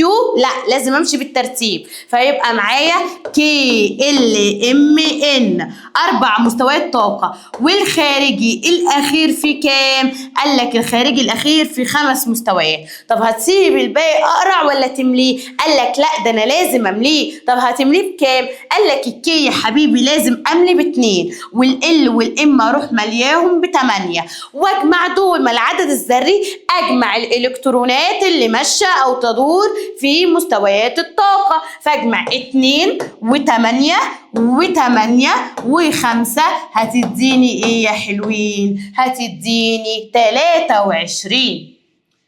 فمشيناها في مستويات الطاقة اللي هم 4، الأخير 5 ومليت اللي قبله. تعالى نشوف ليفل التنين دي بتقول إيه. ليفل التنين بيقول لي ذرة عنصر تحتوي نواته على 9 نيوكلون. أنت ترجمت وأنت عيل شطور ومتابع من أول الحصة. النيوكلون دي اللي هي مين؟ العدد الكتلي. وتدور إلكتروناته في 4 مستويات طاقة ومستوى الطاقة الخارجي فيها بيحتوي على 1 إلكترون. عايز العدد الذري وعايز عدد النيوترونات. قال لك بيدور في 4 مستويات طاقة. ايه هما ال4 مستويات طاقة؟ KLMN الخارجي يعني الأخير، في إيه؟ في 1 إلكترون. طب يا مس أنا هسيب الباقي أقرع؟ لا، اللي قبله لازم أمليه. كي دايما 2 والباقي مفيش مستوى بيشيل أكتر من 8. وأنت فهمت الكلام ده؟ عايز أحسب العدد الذري 2 و8 10 و8 18 و1 19 أهي محلولة قدامك. طب أنا بقى عايز عدد النيترونات. هي العدد النيترونات إيه قانونها؟ مش إحنا قلنا العدد الكتلي يساوي البروتونات زائد النيترونات؟ زي الفل. أنا عايزة النيترونات دي. النيترونات دي هتساوي ايه؟ النيترونات والله هتساوي العدد الكتلي، بعد يساوي ينزل زي ما هو، العدد الكتلي ناقص البروتونات. فانا عندي معايا النيترونات هتساوي العدد الكتلي اللي هو اهو 39. دي مش 9، دي 39 ناقص العدد الذري 19 هتطلع معايا 20. ودي تعتبر من اصعب الافكار اللي ممكن احنا نتكلم عليها. هناخد واحده نحلها مع بعض يا حلوين. قال لي وانا هسيبك انت تطلع الارقام وتكتبها لي في الكومنتات. ذره عنصر تحتوي نواته على 40 نيوكلون، دي كده العدد الايه؟ الكتلي، وتدور الكتروناته في 3 مستويات طاقه. رحت رسمه ال3 اهم. حيث يحتوي مستوى الطاقه الخارجي اتفقنا اللي هو الاخير في كام؟ 8. فانا لازم املي اللي قبله كي لازم 2، مفيش مستوى يشيل اكتر من 8. العدد الذري اجمعي لي بقى كل حاجه، فهيبقى 2 زائد 8 زائد 8 هتدينا كام؟ 18. لكن انا عايز عدد النيترونات. عدد النيترونات معانا هو عباره عن ايه؟ اثبتي. عدد النيترونات عباره عن العدد الكتلي ناقص العدد الذري. فالعدد الكتلي معايا اللي هي النيوكلونات 40 ناقص 18. وانت هتثبت لي ان انت سمعت الفيديو للحظه دي لما تكتب النتيجه بتاعتك في الكومنتات.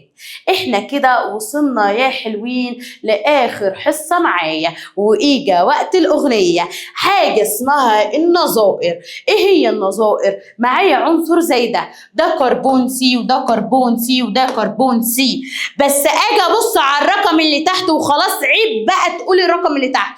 اجي ابص على الرقم اللي تحت اللي هو اسمه ايه؟ العدد الذري، الاقيه 6. يبقى كل الكربون متفق في الرقم اللي تحت اللي هو العدد الذري. لكن اجي ابص على اللي فوق الاقي 12 13 14 الاقيه مختلف في العدد اللي فوق اللي هو العدد الكتلي. فانا عندي النظائر هي عنصر واحد كلهم كربون، يبقى صور مختلفة من ذرات العنصر الواحد، كلهم كربون كلهم هيدروجين كلهم مغنيسيوم، يبقى ذرات العنصر الواحد كلهم شبه بعض في العدد اللي تحت، يبقى تتفق في العدد الذري. كلهم يختلفوا في العدد اللي فوق 12 13 14 وتختلف في العدد الكتلي. دي اسمها الايه؟ النظائر هي صور مختلفة من ذرات العنصر الواحد تتفق في العدد الذري وتختلف في العدد الكتلي. ودي الحاجات اللي هي علينا. عندي الهيدروجين H1 H2 H1 ده هعملها لكم اغنيه يا بابا، هعملها لكم اغنيه دلوقتي. H1 اسمها البريتيوم، H1 يبقى دريتيوم، H1 تريتيوم، بريتيوم دريتيوم بريتيوم دريتيوم تريتيوم بريتيوم دريتيوم تريتيوم. دي اللي هي النظائر. ابص بقى على النظائر الاقي كل الهيدروجين متفقين في العدد الذري لكن مختلفين في العدد الايه؟ الكتلي. طيب تعالى بقى نحفظ الكلام ده في اغنيه عشان تدعي لي. بص يا حلوين، اسمع الكلام وخلي بالك معايا، هقول لك على حاجه في الكيمياء حكايه. النظائر يعني عنصر واحد متشابهين في العدد الذري ومختلفين في العدد الكتلي. يلا اوام اديني مثال. H1 H1 2 H1 3 بريتيوم، دريتيوم، تريتيوم. هي دي النظائر. طب مثال كمان هيفهمني اكتر. المثال كمان اللي هيفهمني اكتر اهو معايا المغنيسيوم. اسمع الكلام وخلي بالك معايا. اقول لك على حاجه في الكيمياء حكايه. عنصر واحد متشابهين في العدد الذري اللي بيتكتب تحت ومختلفين في العدد الكتل اللي بيتكتب فوق. فهي دي النظائر. قال لك بقى بص معايا يا حلوين، لو انا جيت بصيت هبص على نواة ذرة البريتيوم هقول نواة ذرة البريتيوم مش لاقية فيها اللي مكتوبة بصفر. رد. النيترونات. نواة ذرة البريتيوم الذرة بتاعتي اهي، النواة جوه فيها ايه؟ خلاص انت صمتها يلا. بروتونات موجبة ونيترونات متعادلة، وعندي مستويات الطاقة بيمشي فيها الالكترونات. قال لي مش لاقية فيها نيترونات بصفر، فكده اصبحت عندي الذرة مالها متعادلة. الذرة مالها متعادلة، فبيقول لك فبدأ يتساوى العدد الذري مع العدد الايه؟ الكتلي. ليه؟ مش العدد الكتلي ده، العدد الكتلي ده بروتونات، بروتونات زائد نيترونات، فانا بقول لك ان هي ما فيهاش نيترونات بصفر، فاصبح ان العدد الكتلي بيساوي البروتينات اللي هو اصلا مين؟ العدد الذري. يبقى تاني النظائر نفس العنصر متشابهين في العدد الذري ومختلفين في العدد الكتلي. طب لو ما فيهاش نيترونات اللي هي نواة ذرة البريتيوم، النيترونات اختفت، استنتاج يلا مش الكتل، البروتينات زائد نيترونات اوت النيترونات، فبقالي العدد الكتلي بيساوي البروتينات اللي هي اتفقنا هي العدد الذري. الحمد لله يا رب، الحمد لله يا رب. كده احنا خلصنا الدرس الاول كامل متكامل. اي سؤال انا هجاوب لك عليه. هسيب لك اللينك بتاع الملزمه، هسيب لك لينك الواتساب تخش اي سؤال هرد لك عليه طبعا، مش هتاخر عليك. اتمنى تبقوا استفدتوا، اتمنى اكون لطيفه معاكم. انتوا اول مره تشوفوني، انا مس حبيبه سعد، وان شاء الله مش هتبقى اخر مره. واستنوني في بقية الدروس سواء يوتيوب أو منصة. سلام.